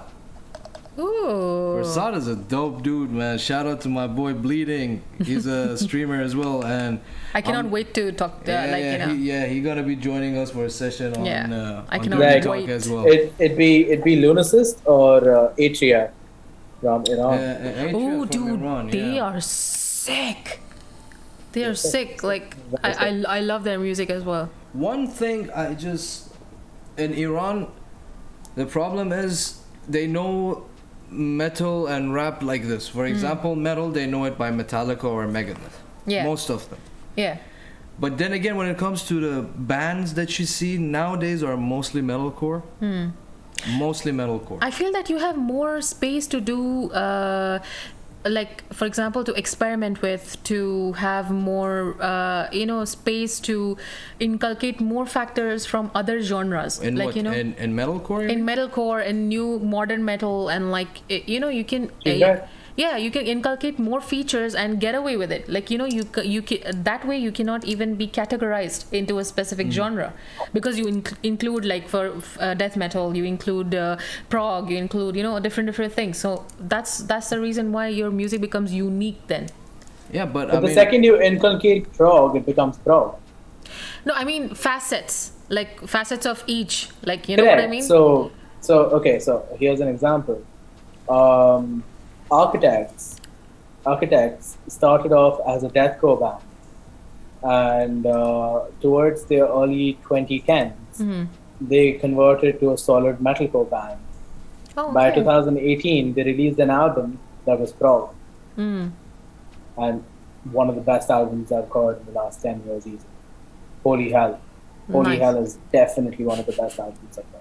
I've never Yeah. heard that band. I mean, dude, as I told you yesterday, my last update about music is 2010. So I'm happy with my. Dude, For me, it's there are so many times that I'm in the car and he gives me the chance to fucking play anything other than garbage mumble rap. Then I will get to play what I like. So when I get to play when I play it, dude, he loved After the Burial. Yep. After Burial is insane. Dude, he never knew that band existed No, until I I knew played that it. band existed, but I don't. I'm not in the mood to fucking sit down unless I hear a song is being played somewhere and I ask which band is it, and He then I'll liked go. he liked Chelsea Grin because of me. He liked Drowned in Sulfur because of me. He liked fucking what else is there? Recoil Hardcore and shit. Horror. He even liked Ian's band, which is Recoil and Horror, because of me. So until Chelsea Gren made the biggest mistake of his life by leaving Lorna Shaw. yeah, that's true. That's true. Chelsea Gren, man. They fucked up. Lorna Shaw's new vocalist is a demon. Yeah. Have you heard the new song? No, I haven't heard yet. Nope. What? No, I haven't. But I'll Oh go. my I'll go god! listen Oh to my it. god! Listen, I think it's called To the Hellfire. Okay, I think I heard it on Jabber's story, Mama Jabber. I think I heard it on his story. Possibly. He's a huge Lorna Shore fan. Yeah. Possibly you've heard it on anyone's story, because Yeah. that song with the new vocalist. Oh my god! Shit. It's like this guy ate a demon for breakfast and it's just I mean, Nice. Now I'm more intrigued. I really respect this new vocal types that they're coming up with. This is the new techniques, and to put that much of fucking power in in your vocals, and a human being is actually capable of making those sounds, which is a crazy thing, man. It's crazy thing. I Yeah. think I remember I saw the video you were talking about. It's like a breakdown, yeah. Yeah. Yeah. Yeah. Dude, fucking Chelsea Grin is insane. I Like, think they're even Manav heavy, shared the you know. story. Sorry, my bad. Sorry, baby. Sorry. Shared the story about someone doing a vocal cover that's showing the vocal technique and stuff like this. Yeah, that was the same song. And his entire vocal movement was literally like his mouth was literally going all the way here. Yeah, Dude, it's okay. Yeah. So I have seen that technique something like being, that. yeah, you know, Ian. In deathcore. Yeah, deathcore, exactly. So I've seen those technique being used by all these deathcore vocalists like Ian.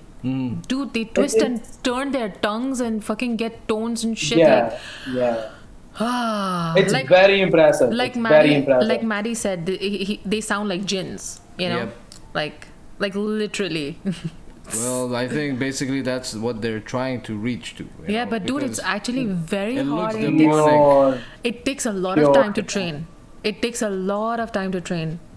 It's actually like it follows the same power mechanism as your fry scream or your false chord scream, which is pushing from the diaphragm. But once you get the pushing from the diaphragm, working around the tonality of your voice is where it actually takes a shit ton of work. But the day you get it, you will never forget it. My God. So Maddie is saying that, but on a separate note, do you think it is a part technique or part post processing? No, it's not post processing. Oh, okay. It's not It post processing. can be, Manav. It can be because. Not with this band, at least. I mean, you don't know what they do behind the scenes. To be honest, you know, we don't know Quite how right. Manav records his vocals. You know, it's one of these things. You know. But again, the technique is there. I think it's like 90% technique and Exactly. 10% production that they put, because there will be tweaking. I'm sure the Yeah, guy yeah, had definitely, like definitely. multiple tries to take that, you know. No, that's the thing. It was a single shot. It was the one shot. It was one single take. The whole song? No. The part which I'm talking about, where it sounds okay. like an insane demon. Okay. That was one single take. And I'm telling you, this insane demon thing hasn't been done before in that. Ooh, so now I need to go and listen to it. Yeah. You'll So- know which part I'm talking about Okay. as soon as you listen to it. Yeah, even Mehdi is saying, I'm sure they're mixing a lower octave to make it sound. And I don't think to that extent, Mehdi, that they actually fuck around with the tone, but I think they do tweak. They do tweak it and they add like, you know, filters and shit to make it sound massive. I'm Sure, talking sure. about that. But other than that, I think most of the homework and the deal is being done on the take itself. On Yeah. the take itself. Yeah. But I You can mean, EQ it, you can compress it, Yeah, do whatever yeah. you can to make it sound as special as possible. But at the end of the day, how good your vocal style is and how good your vocal take is. Exactly. Mm-hmm. Yeah. I can't record my voice and hope one day in post processing I sound like Chelsea Grin. No, Yeah. exactly. but okay, what is the new, like, I mean, again, it's actually up to you if you want to give away a bit, at least like a peek of what the new vocal styles that you're going to be trying for White Morgue would sound like. If you can give us an example. Like right now. I don't mean to Do you shout it, mean- just explain it. Do you mean that Okay. what song it sounds like? No. What styles he's going style, with? okay. Any new style he's Okay. trying to incorporate. So for starters, I haven't done a lot of cleans in the current White Morgue songs. Except the Truth Lies intro, which was more Tesseract style.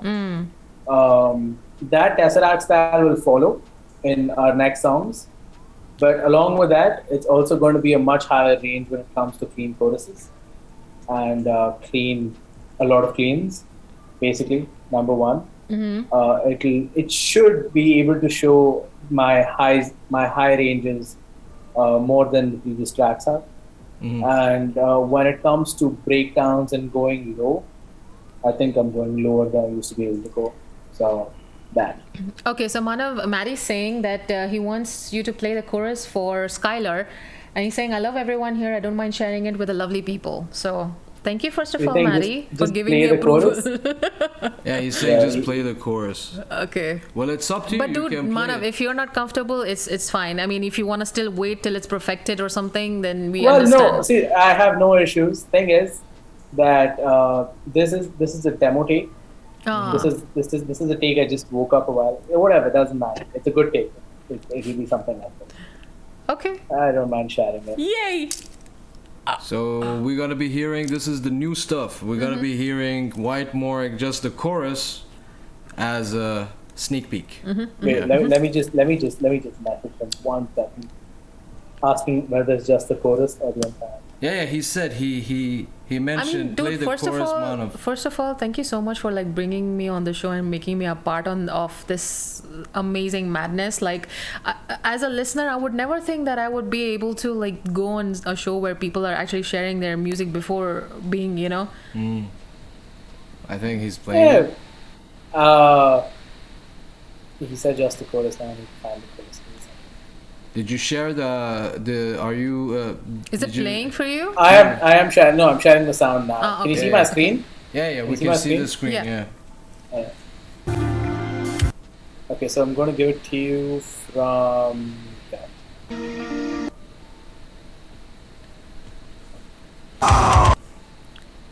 That 1 second.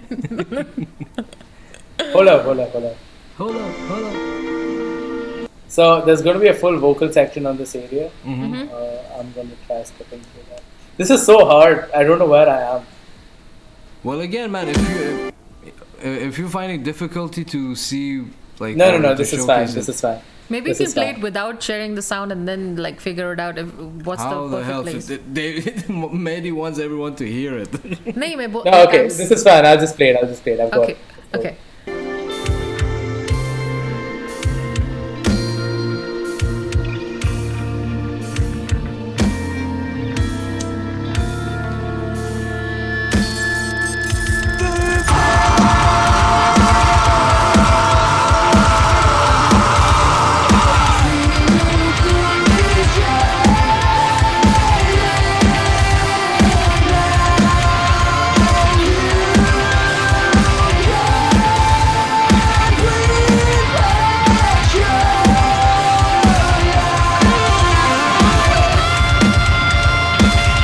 Yeah, Is this the chorus? That's insane. That Dude, was I the love that chorus? glitch effect before the vocals came in. I love that shit. Yeah. Sounded very that's- like That's all I can give intergalactic. you. That is awesome. Thank you for sharing that Thanks with a us. lot, Thank you, guys, for Maddie. No sharing this problem. with us, No man. Thank you. It'll come out before you know it. Hopefully, just get done with this freaking drum set. But yeah. For sure, man, for sure. I cannot wait. But I mean, man- Badland is saying, imagine if he plays Altaf Raja. He's an Indian singer, so. Yeah. I know. Yeah. No, for the people who, because Yeah. there are people who don't listen to other shit. Yeah. So, But yeah. dude, Manav, it's been a great fucking session. And Yeah. Likewise, you are it is. so it's really fucking- fun. It Really was a fun. blast really for having you on. And again, sorry if we didn't dive into more stuff. We didn't. Oh no, bro. It was So perfect. It was I fine. think It was we really covered good. enough ground with you, and I hope the viewers really enjoyed this session. And because we really enjoyed. I am so first of all impressed at his like level of knowledge Exactly. and He doesn't look like that. and- He looks like a shy person. So. Yeah, exactly. That's the thing. Like, there's so much I feel that maybe he gets once he gets comfortable, Yeah. he's like that kid that just like talks a lot. Like, I feel he has that in him. Yeah, But yeah. I feel that he can be easily underestimated, but he's like Yeah, very too easy. mature. Like Yeah. I feel too mature. Like there's an old soul inside there. Oh my So- god, I've got that so many times. Oh man, dude. And dude, this is the first time I'm having a conversation with you, like other than meeting you at Yeah. So, Fair enough. So yeah.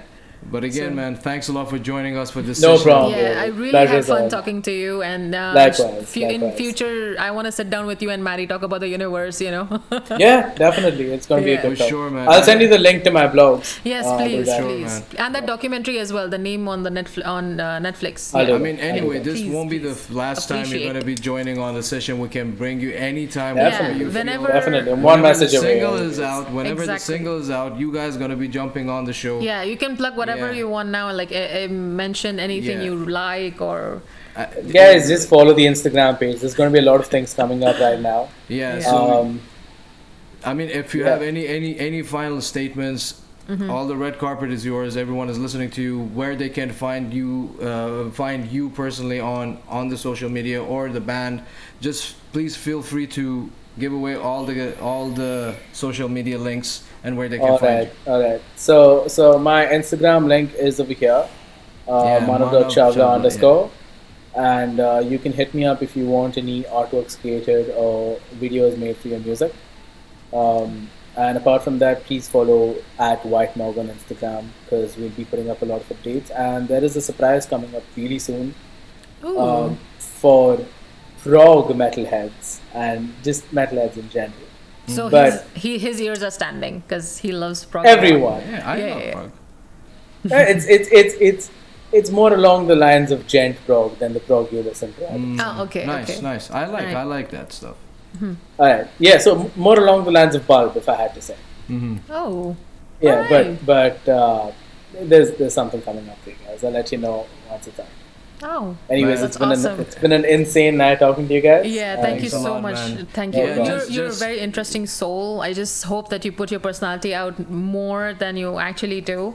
And Yeah. we both wish you Yeah. all the best with your future Wish you all the endeavors. best, and we are here Thank you always so to much. support Thank you you so and much. everything. Yeah, we're always Thanks so here. much, If you guys. need anything, just reach out to us. Sure, definitely. Thank you so And, much. Yeah. and Take care. before closing the show, okay. we're gonna be rating Wonder Wanger. Okay. So if you guys want to stick around and watch Wonder Wanger playing Forza Motorsport, he's He's streamer. hilarious to watch He's as a well. metalhead. He Yeah. likes metal as well. So if you guys Yeah. want to join him. We're gonna be rating his thing, and again, guys, thank you Thank you so very much much. for joining us, and it Thank means you. the Thank world you to for your us. time. For the new followers, for the new subs, thank you very much. You guys are beautiful, and again, we're gonna see you guys on Tuesday. There will be an update tomorrow, so Yeah. follow us on The all guest is very interesting, and all you guys are gonna enjoy the conversation, especially you, Manav and Maddie. Yeah, please tune in. We'll be You there. too, yeah, We'll be there. Yeah. for sure. Yeah. Very And intellectual person. So please follow us on @Convos and Chill on IG and Facebook, and you can check our Linktree link on the bio and IG. You can get all the links to other platforms. And again, thank you very much, guys, for joining us. Thank you for And we're gonna everything. see you guys on Tuesday. 9 p.m. again with a new guest. Or as Britishers say, Tuesday. Tuesday. With the chew. Tuesday. No worries, man. Manav, again, thank you very much for joining us, man. All It means good, the bro. world, Cheers. man. Thank you guys Take so care of much. yourself. It was Bye. really have fun. Have a good night, everyone. Bye. Take care. Bye. Bye bye, guys. Bye.